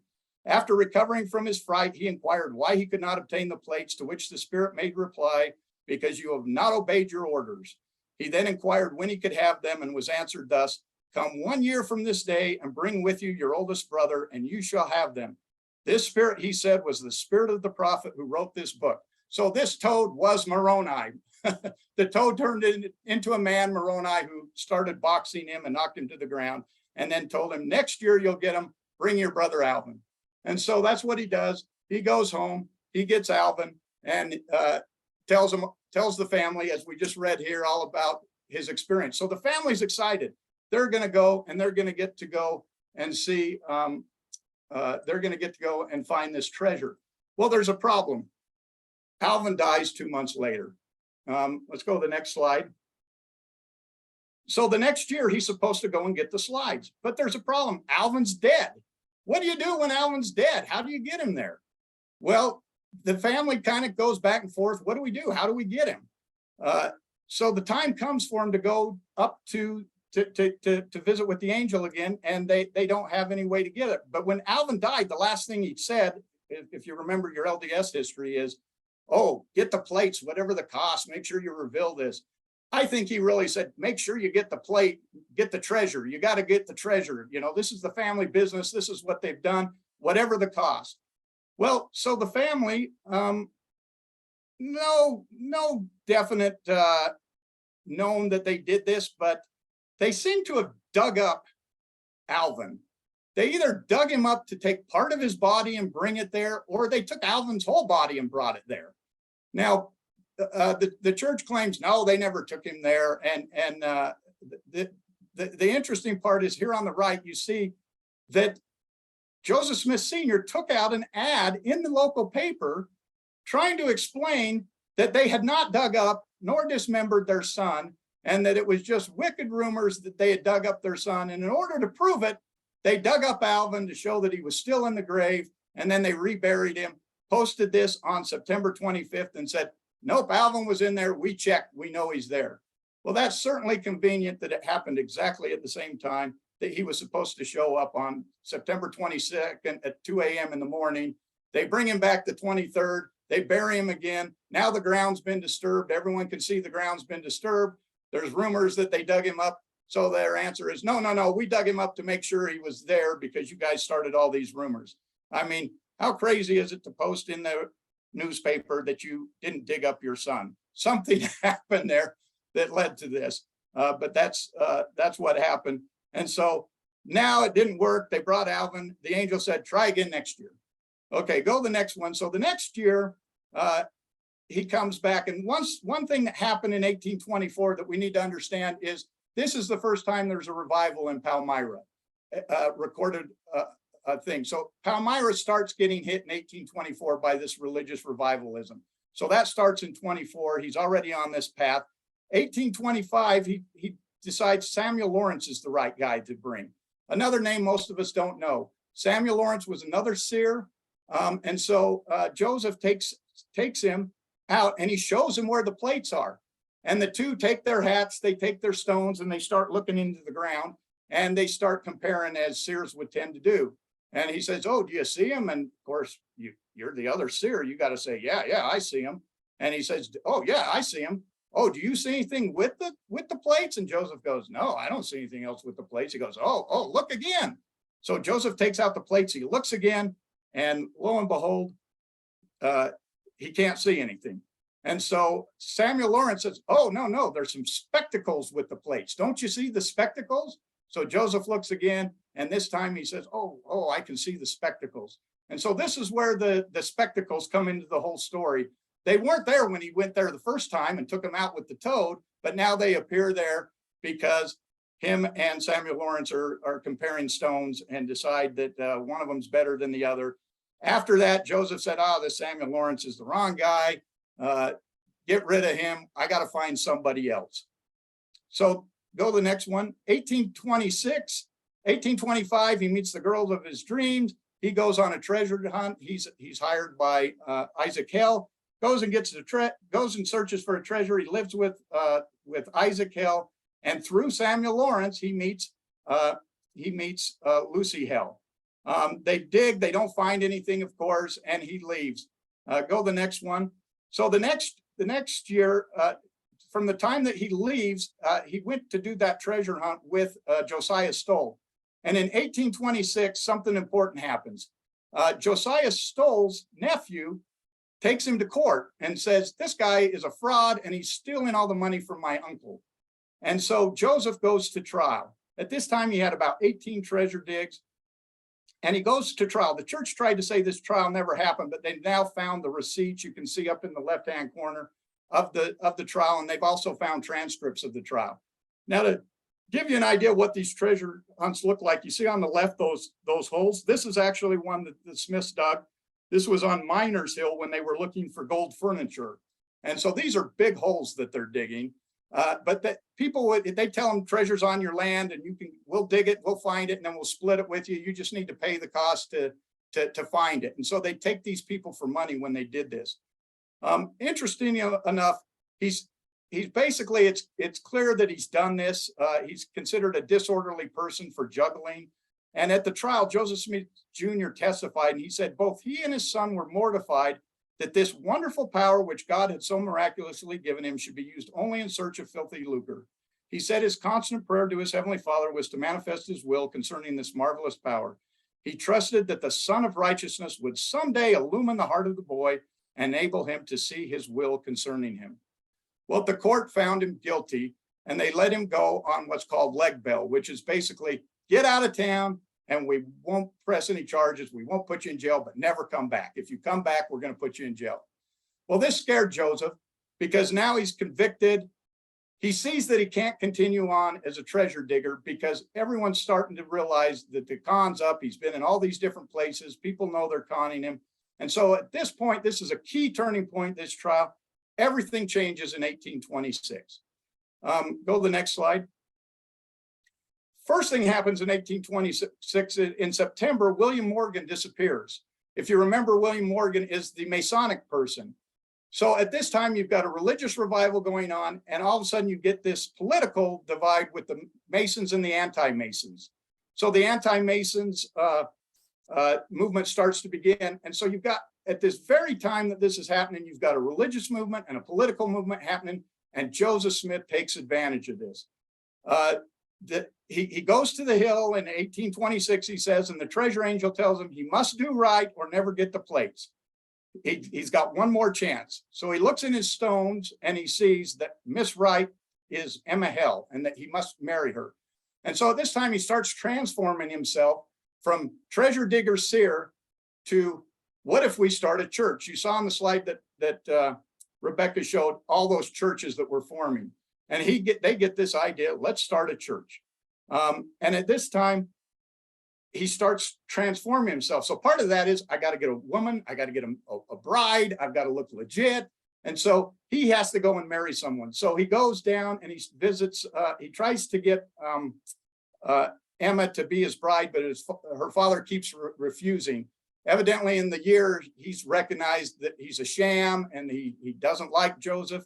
But in 1827, Emma gets invited to Samuel Lawrence's place, the other seer, who's also looking for this treasure. And he convinces her to elope with Joseph, which they do, and they elope and they're married and they're off on business. So now he's got his bride, he's got the person he sure has to get the plates. It's time to get the plates, 1827. Let's go to that. So what's wrong with this picture? Joseph and Emma departed on September 22nd at 2 a.m. because that's the time that you have to go and get these treasures is in the middle of the night. Again, they were all dressed in black.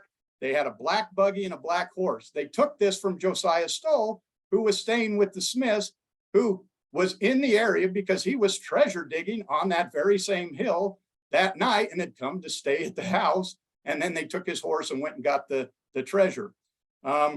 Also, Luman Walters had been looking for the treasure on the same hill just days previously. He'd been out digging. Brigham Young tells us that. He fulfilled every requirement that he had to get the treasure in 1827. And we're told that he met the angel and that the angel gave him the plates. Sort of. If you remember, he didn't come back with the plates. He put the plates in a hollow log. He came back and said, oh yeah, I've got the plates. They're in a hollow log. Don't worry, Emma. I've got them. I can look in my hat and see that they're safe. So he puts them in a hollow log and he comes back later to get them when he's by himself.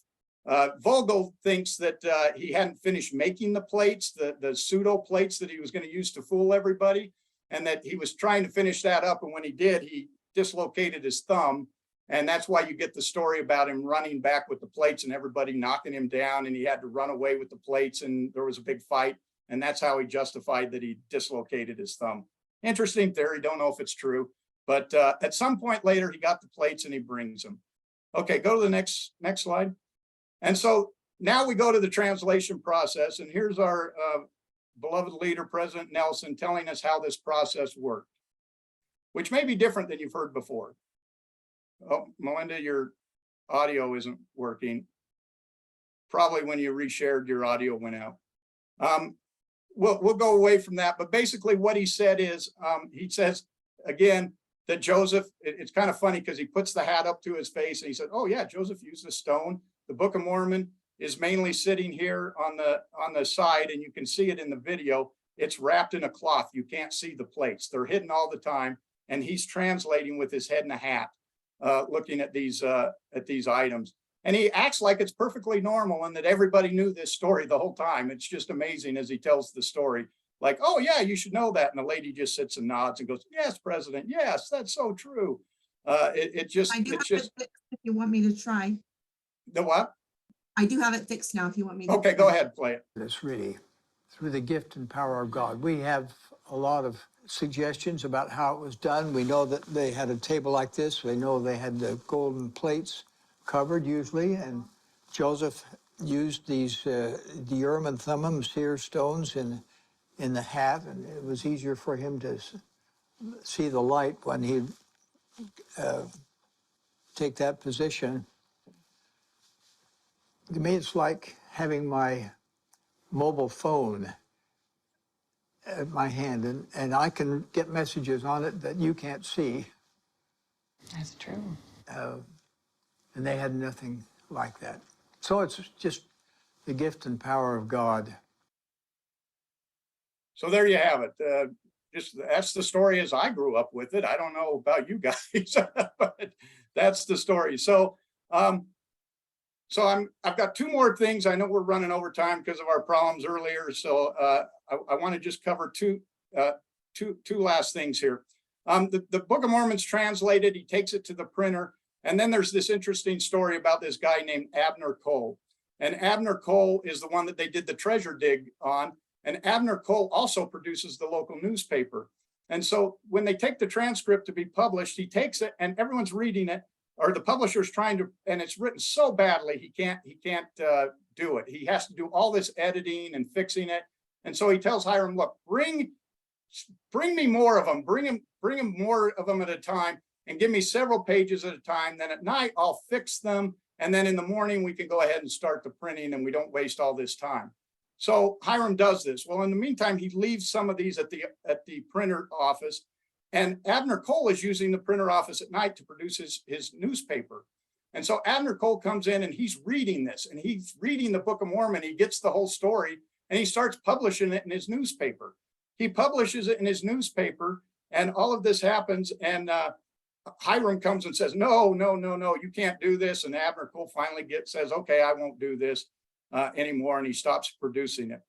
But just after that, he writes a thing called the Book of Puki. And this is a fantastic, it's the first satire of the Book of Mormon. And this is written by Abner Cole, who knows Joseph Smith. He knew Luman Walters. He knew the Smith family. They dug on his property.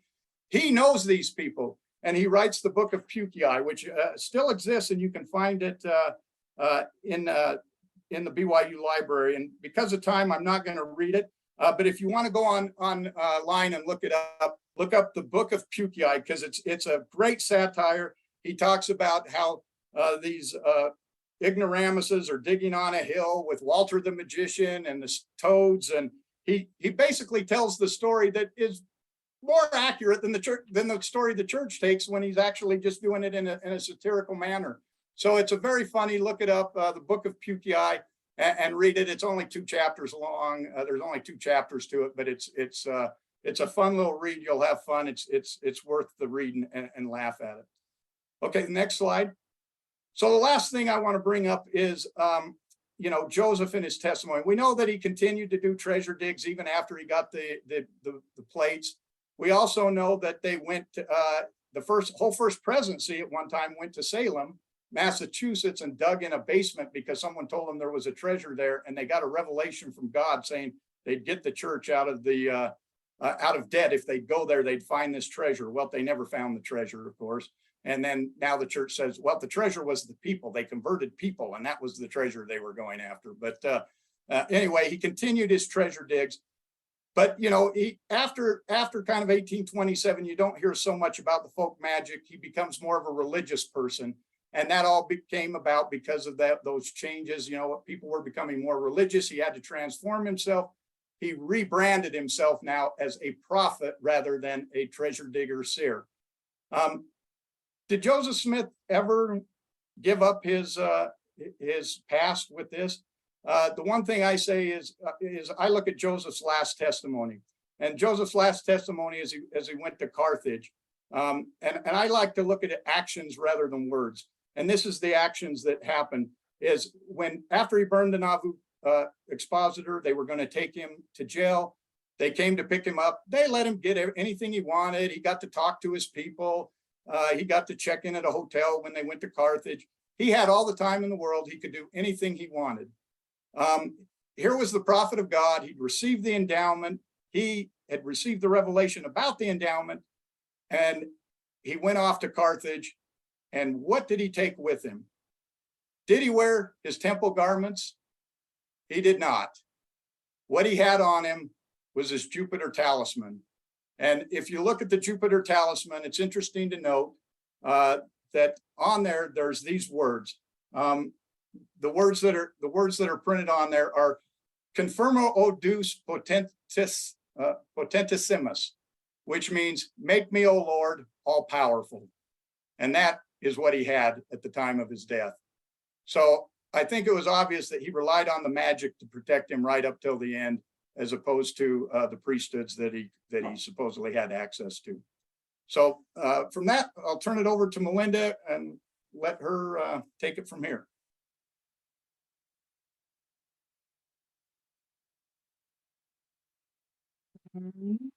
Spotlight. Okay, I guess I am. So welcome to my parlor. I hope we have a ball today. But I am going to be very conscious of our time now, and I'm going to skip most of my presentation. So you guys are in luck. We are going to be incredibly brief with these last few slides and move on to our discussion portion, because I know everyone probably has a lot of comments. So first slide here was just a matter of seer stones.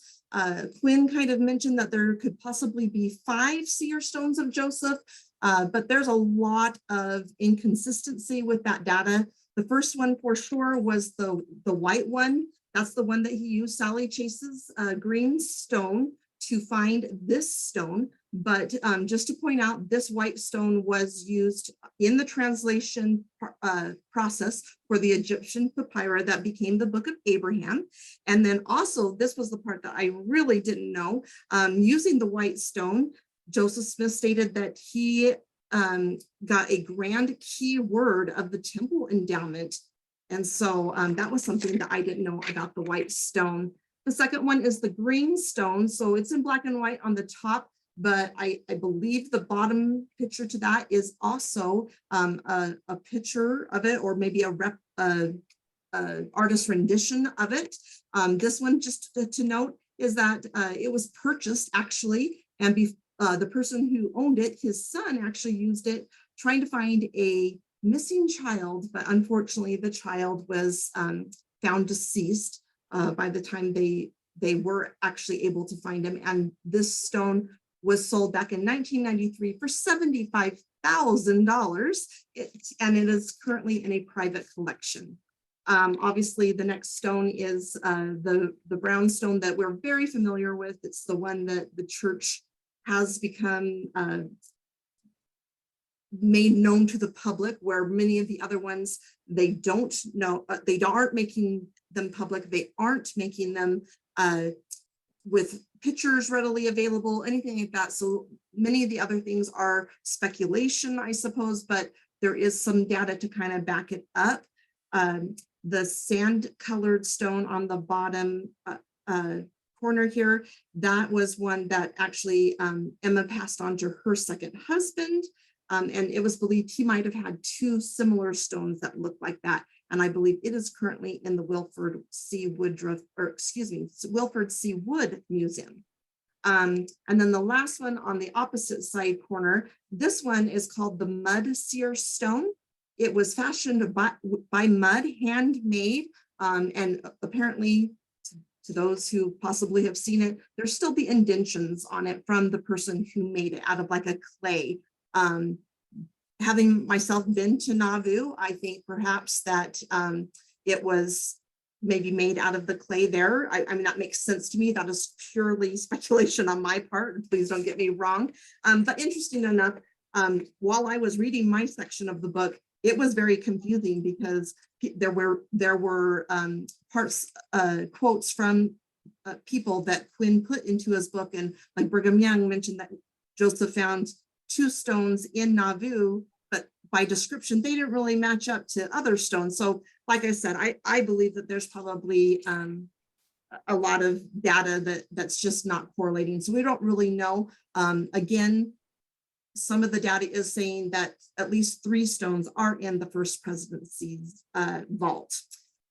Joseph was known to say that he felt that every man who lived on the earth was entitled to a seer stone and should have one, but they are kept from them in consequence of their wickedness. Of course we are. Of course, that bit Joseph in the butt, because Hiram Page, many, like Landon mentioned, had their own personal seer stones, but Hiram Page was one of the most interesting to me because he started receiving revelation and claimed that it was revelation for the church. And so now Joseph had a problem. People were starting to question it. So of course, Smith got a revelation and decided that because this stone was black, it was of the devil. And he convinced Hiram Page to destroy it and not just like throw it away, like pulverized it to dust. So nothing left of Hiram Page's stone. Sorry, I am also doing my own slides here. So we were going to go over components of the treasure dig, but we don't really need to. But just ironically, this is such a spiritual event, yet there is such similarity to what we would call witchcraft and whatnot. The animal sacrifice portion really just took me by surprise.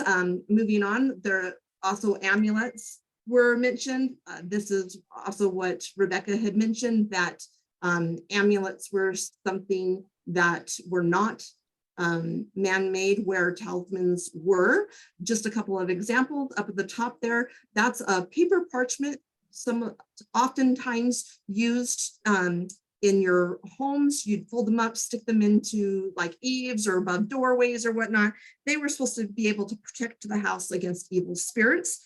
Just below that, hex signs. That was something that was influenced by, I believe, German immigrants, and dating back very far. And I believe that often there are still in Utah on like old barns and whatnot, some remnants of hex signs. Also here on my slide, there are horseshoes, which would be something that they felt were magical, that could be given protection. And as well as already mentioned, you could wear amulets, being that of a four-leaf clover or a rabbit foot. Hair was also something that was supposed to have either healing properties and or protection properties, which made a lot of sense because recently we went and toured in the History Museum down in downtown Salt Lake City, and I thought it was really odd, especially from Joseph Smith and Hiram Smith particularly. There were lockets of hair in all sorts of different things, and it's probably dual purposes. One, maybe they wanted a piece of him, other than I'm thinking he must have been bald by the time they buried him, and then also could have been used for these protection purposes. One of the more famous ones that people might know about is the amulet that Brigham Young wore. It was called a bloodstone. He used it primarily to actually wore it against his skin, but there's several pictures of it, like this one here, that he has it photographed him wearing it on the outside, but it was worn to protect him from harm. And in the Daughters of the Utah Pioneer, there's actually is displayed right now in Salt Lake. And this is what the little placard would say. It says the bloodstone is said to have been given to Thomas Brown by Captain Cook in the 1700s. The stone descended in the Brown family to 1851 pioneer Mary Ann Wood Brown. She gave it to Brigham Young, who carried it when going into unknown and dangerous places. So amulets all around. Another thing that I didn't know about was what they called a madstone. This was something that was handmade, often made again from hair or other things. It would be rough rather than smooth. It was said to have healing powers, and also there were specific rules to follow for medicinal aspects on this particular object, that if you followed the rules, it would be helpful in healing aspects. All right, so the next one is just a little bit tab on astrology, which is, ironic. I don't think most TBMs today would have much to do about astrology, but that was something that was very important to the early saints. In fact, there was a lot of data showing like a lot of the almanacs were presented. Obviously, farmers would use them. People were following their horoscopes, things of that nature. So it was very interesting to me. I wish I had time to kind of go into it, but one little thing here I would like to point out again, Landon touched on it, dates were very important. So in the early saints, they did things on particular days because it would be a Saturn rising or Jupiter rising or whatnot. And I don't personally would not claim that all to know much about astrology, but it has made me wonder if there might be some of this still currently in today's Mormon religion. Obviously, our leaders are very well aware of these kinds of traditions. So are we dedicating the new Layton Temple down the street from my house on a particular day because it is something to do with astrology? I don't know. I'm just putting it out there. And of course, astrology was also shown in design on buildings around, specifically Salt Lake and the Salt Lake Temple, which I am still wondering if they will be removed once the Salt Lake Temple has been completely redone and made new and modern. So lastly, as part of my section on the book, I just wanted to briefly talk about, it was very interesting to me. There would be data, everybody's into it. We all love it. We believe in these healing properties, all this stuff. And then it'd be like, no, we can't do this. This is wrong. And then somebody else would be like, no, it's fine. Brigham Young would, no, I believe in astrology. I mean, it just went back and forth constantly. But over the years, they definitely started trying to distance themselves from that. And this probably most of all is just a perfect example. Although the LDS headquarters denounced various forms of magic and the occult throughout the 1970s, the criticism became strangely silent after 1979. By the 1980s, published evidence was mounting of Joseph Smith's involvement in folk magic. So they realized at some point they were going to have to start fessing up to all of this. So in my research over not just reading my portion of the book, but I just was trying to find all sorts of just additional resources. I've got a couple of podcasts that I think I'm going to try and maybe put on Facebook or whatnot. Some there was one called Myth Vision that had Bryce Blaken. No, I don't have it written down. He's the Naked Mormon. He came on, did like a 15-part series, and they started out with magic. So that's why I kind of got hooked on that one. But the one that I want to talk again very briefly today, because I know we're completely short of time, but RFN did a fantastic one on magic specifically. And it's 3 parts, an hour each. I was going to try and talk about the first hour, but we're going to skip most of that. The basics that I want to point out there are, if you know, I don't know RFN. I'm just a fan. Do not get me wrong. But if you've listened to RFN, he dabbled in magic. He's the amateur magician. And so he knows a lot about it. He studied a lot about it. And he points out very much the similarities between a magic trick and what the current or even the past church leadership has done. There's lots of things about misdirection. I mean, when he talked about the stone and the hat, which one was it about? Was it about the stone or was it about the hat? He wanted the emphasis to be on the stone because really the trick was in the hat. He pointed out that there is a theory that perhaps Joseph Smith had notes in the bottom of the hat that he could utilize for that session worth of the translation process that they'd be doing that day. And then the next day he'd switch out to some different notes. So while everybody was looking at the stone itself, thinking, oh, this is so wonderful. We've got the stone, we've got this power to be utilized. Yet the trick was really literally in the hat.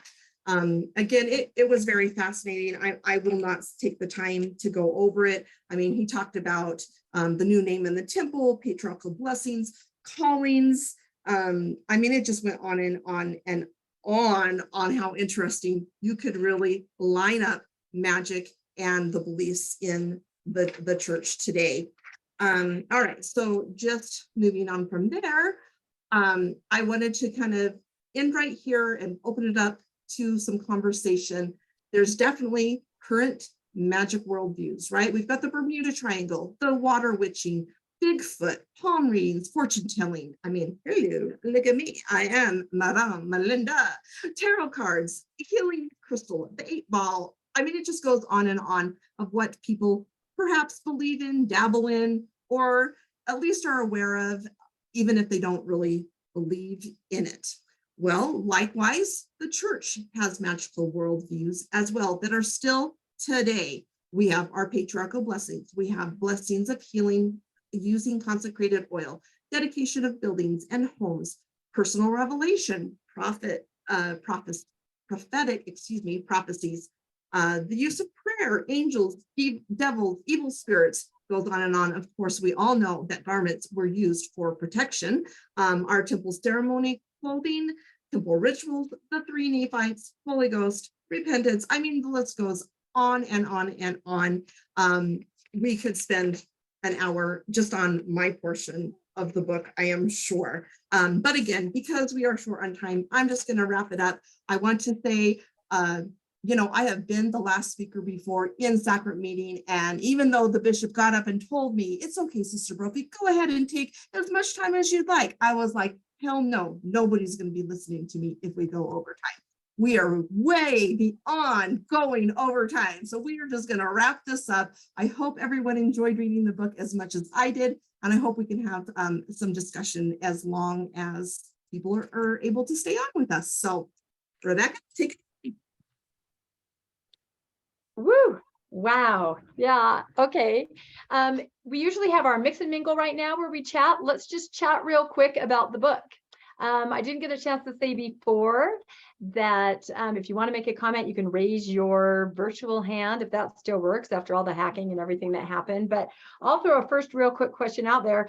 I read a Reddit post the other day where they said, why do so many post-Mormons seem to end up, or even nuanced Mormons, in the magical realm? Why do they suddenly discover tarot cards, or they're interested in, does anyone have any thoughts on that? Why is it so attractive to people on the other side of Mormonism? Any thoughts? Oops, yes, Bruce. Yeah, I think, you know, when you're used to being in a magical worldview and culty stuff, and you lose the one you believe in, sometimes it's easy to think, oh, I need to go to a different one. And I see that in my work with the ex-Mormon community. You know, alcohol, psychedelics, spiritualism, mysticism and stuff, people tend to go there. I have one friend whose sister was a Scientologist, and now she's a devout Mormon. And I've talked with him. It's just she needed a cult. You know, she left one cult and went to another cult. That was just my thought. I think there's truth to that. So yeah, any comments about anything in the book? So let's talk and let's chat. It's such an interesting topic. Yes, Nancy. Yes, I love this book. It was one of the first things I read in my post-Mormon journey. I don't think it's easy to get through. And as you already mentioned, Rebecca, I think that's because he is so thorough. And you could tell from this edition that he is responding to things that have transpired in that decade or so since the first edition came out.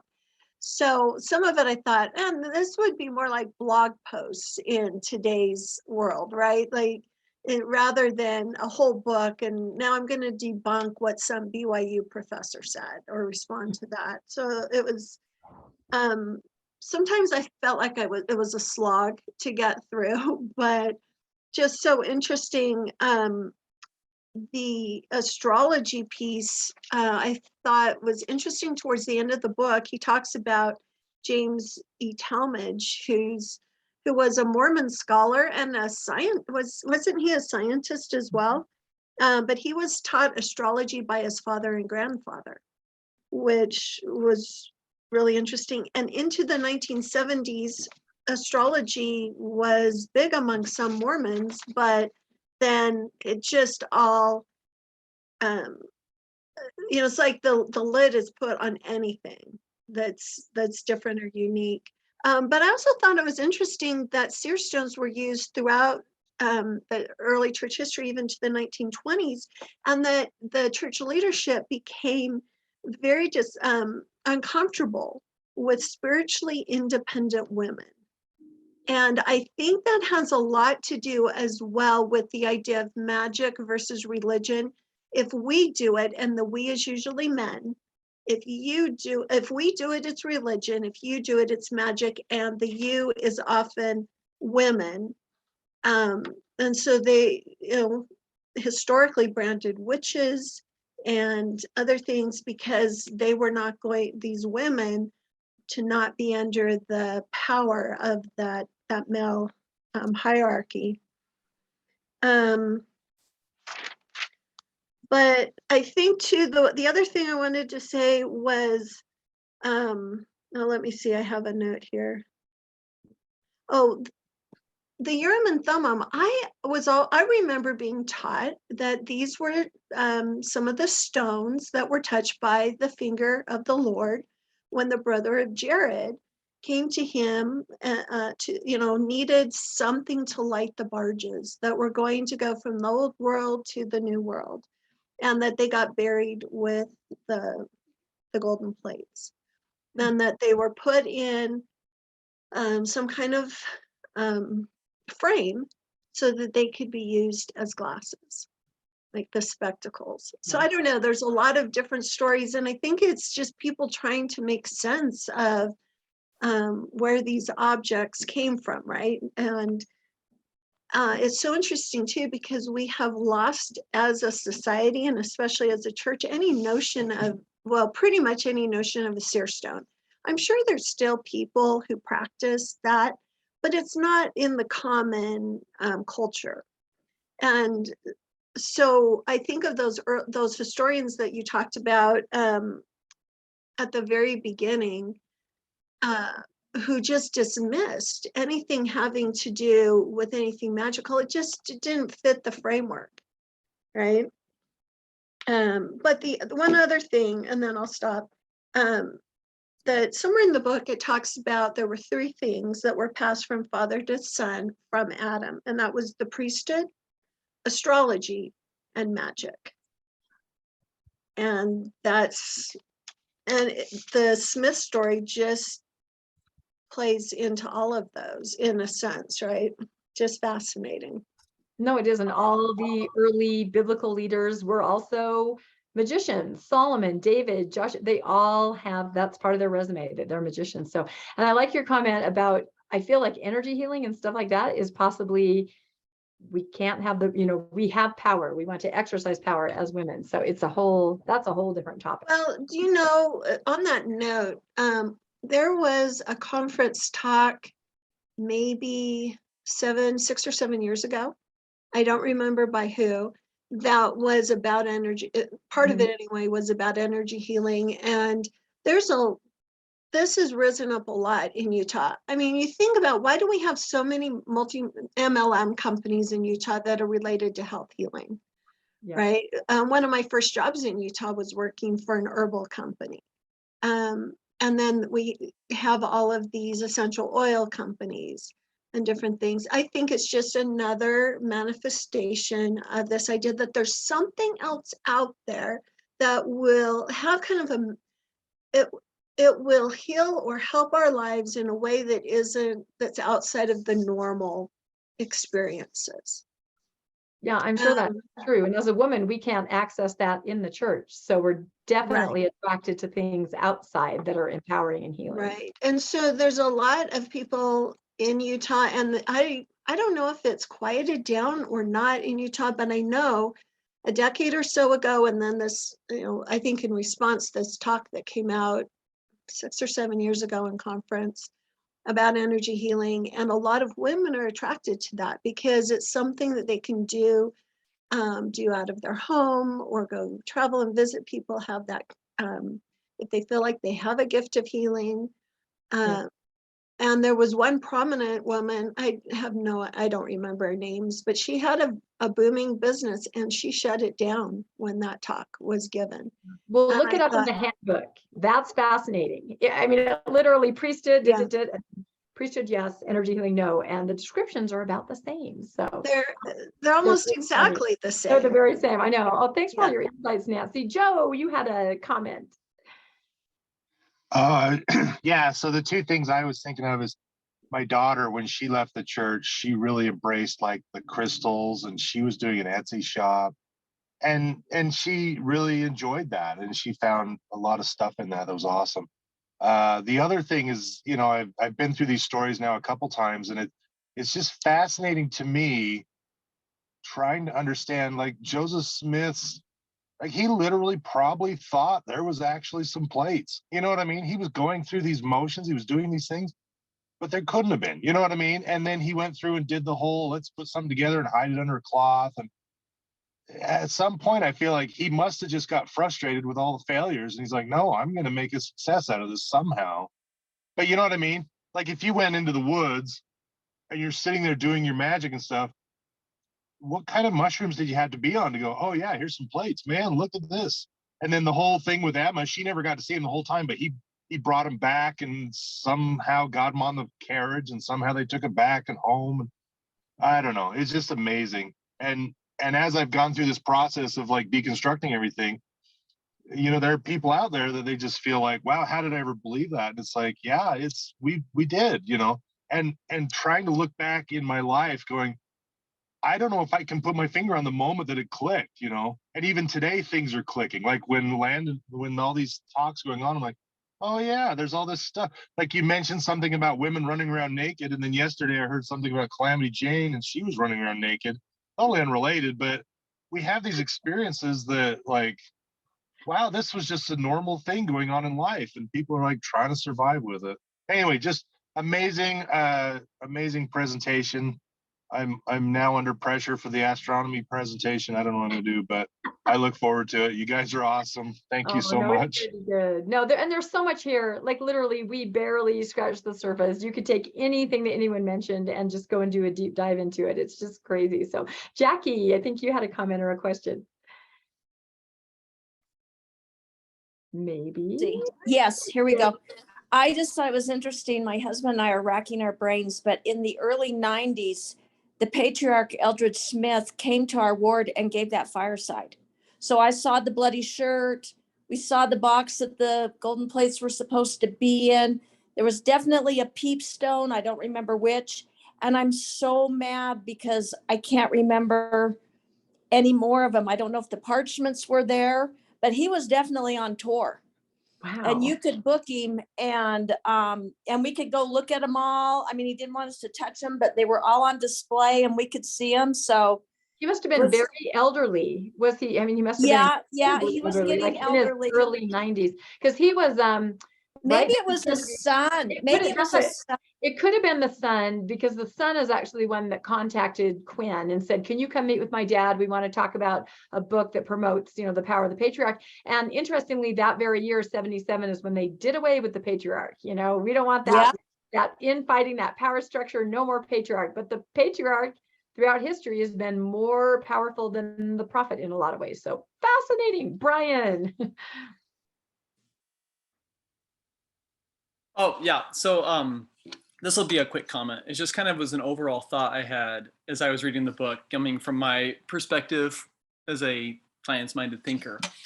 But this whole era, this whole culture of people, this was kind of pre-scientific method, or at least very early scientific method. And they had their religious views, but then they didn't really have a way to navigate the world. And so from some people with this magical worldview, this was their methodology. This was their, the things that we do today, like in terms of medicine, we know work because we've studied them scientifically. But before that, People had methods that I wear this amulet on this day of this certain moon phase and my child is healthy. And the evidence was they had their biases, kind of expectation bias. And when something worked, it worked. And that was their scientific method. This was science to them. It wasn't incompatible with religion because it was just the way that they navigated the world before we had a scientific method to help us kind of navigate things in a more evidence-based manner. So I didn't really find it strange at all. This was all how the world was operating for centuries before kind of modern methodologies started to really advance kind of what we know about how things work today. But that's just how things worked for them. And it worked because they saw that it worked, and that was evidence that it worked because they got a lot of times the outcomes they were looking for with their biases, and said, hey, this worked. I wore this amulet and I didn't die, therefore I was protected, you know? So it was scientific for them. So that was all. No, I absolutely agree. And if anything, this book made me realize that the Smiths were on the extreme end of it, but it wasn't as unnatural or unusual as I thought. You know, it was in the paper every day. So and so met with deity, you know. But on the flip side of that is everyone, I think a lot of current Mormons think all this was very special, these things happening to Joseph Smith, and it wasn't. It was happening to everyone. So he was just right. And today, Joe. yeah, and today, like, Mormons do the exact same thing, right? I mean, I shouldn't, like with priesthood blessings, you get a priesthood blessing and it works and someone gets healed, and that's a very kind of magical thing, but like it works, someone gets healed, and oh my goodness, this works. Is that any different than wearing your amulet that worked to protect you, or wearing your garments that protect you? And the confirmation is when it works out, that's the confirmation that it worked because of this thing I did, not because my body just healed itself, you know? Yeah, no, I think that's true. And I think most people are unaware of all those magical influences and history. I put this on Facebook, but I was at Hobby Lobby yesterday looking for Halloween decorations. And I'm like, where are they? They're gone. And I realized, oh, they never had them. Hobby Lobby, a Christian store, right? Yes. So they don't want, and I thought, oh, I have my slides on my phone. I should just go up and say, look, here's Jesus with a wand. You can have Halloween decorations. Or Rebecca, you know, you're dressed as a witch today. Like, let's just imagine someone with an outside perspective watching two different things happen. Someone loses their keys and they kneel down and they're inciting an incantation in their mind, and then they get up and then they find their keys. Is that any different than you casting a spell? You know, you get down and you do your incantation as a witch and something happens. No, it's glossolalia. I'm telling you everything. And that's why if we had more time, we were going to try to list out, and Melinda did on our slide a little bit, everything that still exists in the church today that is magical. I mean, that sacrament prayer, those wizards have to get that right, or they're made to do it over and over. That incantation has to be perfect, you know, even though those poor guys are crying, right? I call them wizards. But Bruce, you had a comment. Yeah, it made me think of one of the first books we read in the book club, Sapiens, how he described, you know, religion coming up to explain how the world works, and also to provide a way and a structure for larger groups of people than just a hunter-gatherer group to work together. And I think that's gone on all through time. And I know I was listening to John Dehlin interview Patrick Mason. And Patrick Mason admitted that, you know, he's a white cisgendered straight male. The church works for him. Well, not being white cisgendered gay male, the church doesn't work for me. And it doesn't work for women. It doesn't work for people of color. It doesn't work for somebody who is more of a free thinker. I mean, in Brian's comment about, you know, evidence-based things, you know, I read and listen to a lot of stuff on being skeptical, and, you know, science and modern medicine don't necessarily always have the answer, but it's moving closer to the correct answer. And that's about the best I can figure we can do. The Mormon Church and all the bullshit we were taught isn't that. So that was just my comment. No, I think that's why this book is so fascinating. You can apply it in so many different ways and recognize yourself as a Mormon, recognize yourself as a post-Mormon or a nuanced Mormon. And it just gives you this big picture of humanity and what we do and how we construct our narrative and maybe our myth. So do we have any more comments, or shall we just be kind and let everybody go home? Rebecca, so good to see you again. Oh, good. I'm glad we had no Hi. comments. I could talk about this forever. So Yeah, I'm I just sorry had anybody that we, had a hard time letting you in and vetted. I'm like, no, that's Rebecca. Let her in. So sorry about thank that. you. I passed the litmus test. That was Um, it. You're I just wanted to share about regarding your question, like why people go to, the magical things. I know for a lot of my post-Mormon friends, one of their big issues in leaving was the idea of a divine feminine God. And so I think, especially for females, when they leave and they're looking for that, it tends to take them to a place of like Mother Earth. And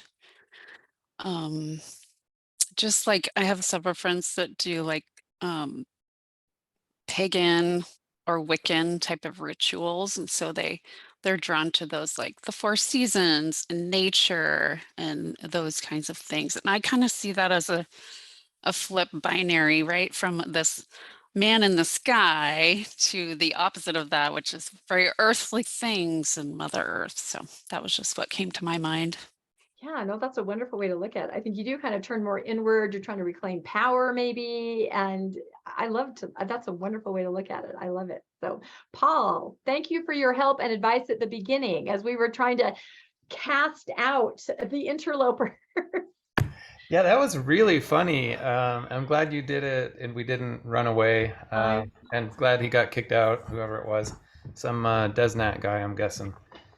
So I have I've never done a tarot reading, but I'm a Patreon supporter of this guy I met at Sunstone, who is an artist who's doing a tarot deck. I have tarot cards. It's I can called, do it for you. so you would really like to check this out. I think it's called the Mormon Tarot, and I think his name is Josh. He's a nephew of a coworker friend that I met there, and he's doing such a good job of them all. It's taking more than 5 years to do them up, but if tarot has ever tickled your fancy, I have never even read it, but the artwork that he did, I just really liked. I think you could see a few of his first ones. I think he's going to round it out and get it finished. He's doing the entire thing, the big deck, not just the 20 or whatever, the small version.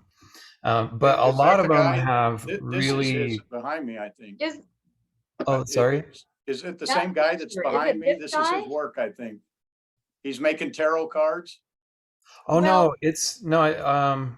Unless that guy's name's Josh. Maybe there's another one doing it too. I found him on Reddit because he posted that picture, and I said, can I use that picture to promote this particular episode of book club? And he said, yes, attribute me on. And then everyone said, you need to make more tarot cards, you need to. And oh, fine. Well, having two of them would be yeah, I think so. They were trying to say that like Martin Harris would be the Fool and Emma would be the High Queen. It's fascinating. So someone's already done it. Now, what is that? What's that again? Well, so he's still got a Patreon site up because I don't think he's finished the entire deck. It's Mormon Tarot. Okay. But it has a really interesting feel to it for me. I think that it aligns with the reason I still have interest in Mormonism. I think after getting to the other side of the anger and upset and betrayal, that they were seekers. They were trying to figure out life too, and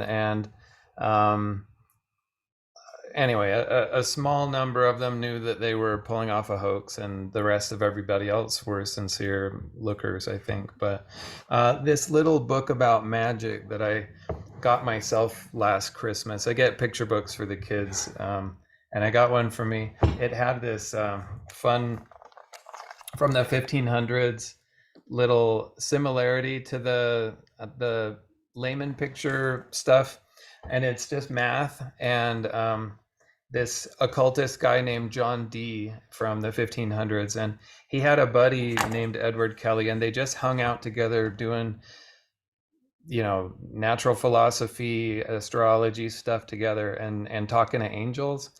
And the more I see of other stories, the more I see it rhymes with the story of Joseph and what happened. But they were this was from John Dee, and they would look in crystals and see the future and things like that. Well, one night they're talking to angels, and the angel tells them that they need to do wife swapping for a night, and they did, and it blew up their relationship. Edward Kelly and John Dee, I think they couldn't really be friends after the angel told them this thing. But how many other involved in that? Jeez. I mean, many other times you see a rhyming when people get into some of that. It's like they're just channeling what they want to hear, and it can take a while, but it can get to a creepiness level where, yeah, well, now we can't be friends anymore, and that's a little bit how it crossed a line. Even though the just learning about those stories from within our history or our shared experience in the past, you know, Joseph Smith didn't come around asking my loyalty about my relationship with my wife, but it crossed the line. And when I read about that stuff, that was done. But the book was just fascinating to read. My English teacher in high school told us all about it. He said it was such an amazing book, and I was in the middle of Orem and had an English teacher talking about the book and how cool it was, and I never got around to reading it because it kind of always felt a little scary until I was ready to look at the other side's arguments. And it was the first one that I read after deciding, okay, it's time to stop pretending, and it just blew my mind how deep the rabbit hole goes. And even a bunch of art that you guys had for the presentation, I'd never seen that stuff. I didn't know that he was born with the covering on his face with the what was it called, a caul? Called a caul, C-A-U-L. so his calling was from birth. Yeah, that is just incredible and amazing. Yeah.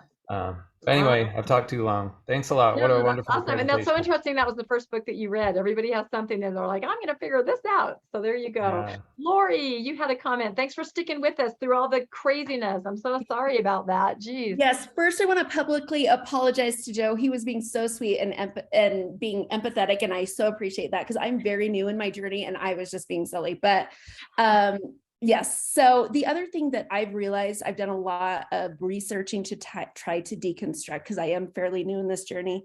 And one thing that we were taught is that love is the spirit, and they hijacked that feeling. So when we're out in nature and we have that appreciation or the love for nature or my children, like that's the spirit that's telling me that the church is true, as opposed to just having love and trying to reclaim that. And I think that's why a lot of women in particular go to nature or Mother Earth or those things, because it's actual love. It's just love. It's not anything but love. So, and then I have one question, because you guys have talked just a teeny bit about it. How do you get through the deconstruction? Am I doing it right? All right. Everybody sit down for another 3 should we? I know. I don't know. You just That's a loaded question. Keep it on every day and you read. I'm not kidding. Reading is just a wonderful way to, on your private time, and just study on your own, and then find, people that like to read the same things and talk. It really is a way just to do that. Our philosophy here at the book club is, now we know what we don't believe. let's figure out what we do believe. And it's a great way to just read something and go, I like that part, but not that, and throw it away. You don't have to invest. It's a time of just discovery and learning. And it doesn't all have to be dark. It can be positive. And just the fact that you arrived at this idea that love is love, nobody can appropriate it. Nobody can direct it for you or tell you what it is. Just trust your own feelings and intuition, I think. And everybody's so different. And there's so many different phases. So. And you need community, and that's what this is all about, is building community. So there's this other is why we started the book club that you can talk to. Yeah. Thank you. This is my first community. Anyone here, and I'm sorry it started out so horribly at the beginning. We usually don't. Except for the weirdo naked people. I was going to say, we usually don't have swastikas. People wearing blue lipstick. Where are you, Lori? Are you on our located? Facebook page, or? I'm not. I'll reach out to through private our messaging. page, because anyone here would be more than happy to message with you or talk to you, connect to you. You know, there's going to be different people that you'll connect with more, and anybody would be happy just to listen or to talk. And that's what we're all here for, to read and just have community, like Landon said. So has Lori, has she introduced herself before? Have you told us where you are? This is my first community. This is her first attempt. Yeah. No. I just want to. Where are you at? You don't have to tell us. We can. I'm open. I've got my face on. It's fine. Okay, I'm in Evanston, Wyoming, and I think I'm the only female that I know of that's left. So wow, I'm alone. Yeah. Well, I will tell you that Landon and Melinda go to Evanston about every other weekend. They are adventurers, and they're always up there. So like that horse betting. Yeah, the horse betting. Races a while ago. Anyway, drag racing. Yeah, we love Evanston. Yeah. Jump on Facebook and let's connect, because it is about community, and that really helps. And the wonderful thing is that in the book club, people are at all different phases of it. Some have been out for 40 years. Some are just newly out, and everybody's different in their journey. So there's always somebody that you're going to relate to, or be able to learn something from, or help someone else. So just, please reach out. We're all here to just talk. Lori, next time we're in Evanston, we can go to dinner. Yeah. Oh my gosh, that would be my dream. You guys were there like last weekend, right? Yeah. You guys, I'm feeling the spirit. Thank you. The love. Triggered. All right, that's awesome. Bruce, you had a comment. Oh, this was just for Lori. I mean, in part, I listened to a lot of Mormon stories, and I was out listening to Jeremy Runnels' interview, and it hit me very deeply. I'm going like, oh, it's all bullshit. I mean, soup to nuts. There's nothing about the Mormon church, and I've kind of concluded nothing about religion at all that's true. But then I use the book. I mean, I've suggested, and we've gone over books on DNA. I had a friend, I was walking with her. She's, a lot of my friends in the village, some of you know that is, are, people from Caltech and Jet Propulsion Laboratories, and that's where I live. And I was talking about my interest in DNA, and they're going like, why? And I'm going like, well, I grew up in a high demand religion that said the earth is 6,000 years old. I'm interested in figuring out how the world does work. And so I listened to the podcasts of, Sam Harris and a lot of science stuff, because I don't know how the world works and how do I fit in. I turned 65 this year. I've got, maybe if I'm lucky, a quarter of my life left. What am I going to choose to do with it? One of the things is the book club and stuff. But yeah, just keep looking for community. And this is a good group. Rebecca can give you contacts to talk to, I'm sure, almost any of us about anything. If you ever come to Southern California, there's a bunch of us down here. And join us for the field trip. We're all, well, not all, but a whole bunch of us are going to California in December.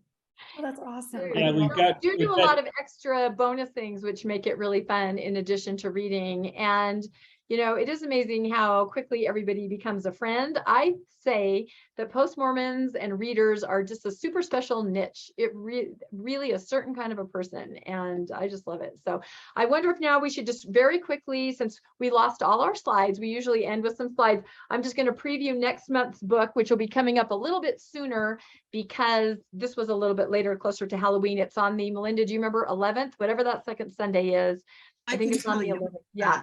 that. But again, Lori, like Bruce is trying to say, we vote on topics, we vote on categories, we read not necessarily Mormon books. In Yeah, fact, this is the season, last we one. really don't. We read just the gamut because we're really trying to figure out what do we believe now. As a Mormon, reading is different. We read scriptures, conference talks, come follow me manual. We're told to stay away from certain things overtly and inadvertently. And so now it's like the floodgates are open. Let's just read everything and figure out who we are. And of course, we discuss the books through the lens of Mormonism because that's where we all come from. But we really are re-educating ourselves. So, But there is, Rebecca, there is a list. There is a list of all the books we've read the last 2 years. oh, yeah. Which I think It's if you haven't posted read to some the of featured them, tab. Yeah. they're So if really you great. want to do some back you might be reading, in a place where you might appreciate these, Yeah. depending on where you are. So we've all kind of been moving along and with interests, and new people join us. So we always try to point them to places they can experience some of the things we've experienced along the way. yeah, no, it's wonderful. So those So dates, Rebecca? I'm the not sure dates? why I was doing is it this. the 11th? Well, November 1st is Darren Perry, and then November 15th. I think I'm just going to talk about the book. Okay, and we'll just then put the that's rest of fine. because there's so much. Yeah, we have all jump book is on the 11th. Facebook. We'll see all the dates. The of book is everything the coming 11th. up. Okay, so our book for next month is called A Hunter-Gatherer's Guide to the 21st Century. It's written by a husband and wife, Heather Hang and Brett Weinstein, Evolution and Changes in Modern Life. So this is kind of what we were talking about. I'll just quickly read this. We are living through the most prosperous age in all of human history, yet we are listless, divided, and miserable. Wealth and comfort are unparalleled, but our political landscape is unmoored. The rates of suicide, loneliness, chronic illness continue to skyrocket. How do we explain this gap between these truths, and how should we respond? For evolutionary biologists, Heather Hang and Brett Weinstein, the cause of our woes is clear. The modern world is out of sync with our ancient brains. I love this. Oh my gosh, can't wait to read it. And our bodies. Drawing on decades of work teaching in college classrooms and exploring Earth's most biodiverse ecosystems, A Hunter-Gatherer's Guide to the 21st Century outlines a science-based worldview that will empower you to live a better and wiser life. So this is going to be fascinating. And again, just a completely nothing to do with Mormonism whatsoever, yet everything to do with those of us that were Mormons. So that's coming up on the 11th. We will get all this information to you guys. We'll send it out through email. We'll put it on Facebook for the things that are coming up. And I guess maybe it's true. We should mention what's coming up in just a little over a week. And that is on November 1st. It's Darren Perry, a Shoshone elder and storyteller, who is going to talk to us about the Bear River Massacre. And this will be a Zoom meeting on a Tuesday night, November 1st. We'll put the link out very carefully. And you do not have to have read the book to attend. It's a very short read, though. It's called The Bear River Massacre, A Shoshone History. It was just voted the Book of the Year by, I think, the BYU History Department. So anyway, that's coming up with Darren, and that'll be on Tuesday the 1st. So I'll get more information out that, and we will be working together as our executive team on making Zoom safer for everyone, because we don't want that to happen again. So if anyone has any good guru that could guide us, or anybody has any input, just message me. We'd love to talk to somebody about getting everything secured. So sorry again that happened to everybody, but it did make it spooky, right? So maybe that was it. So, all right, let's stop recording, Bruce, and we'll say goodbye. And thank you for hanging in there, everybody. Have a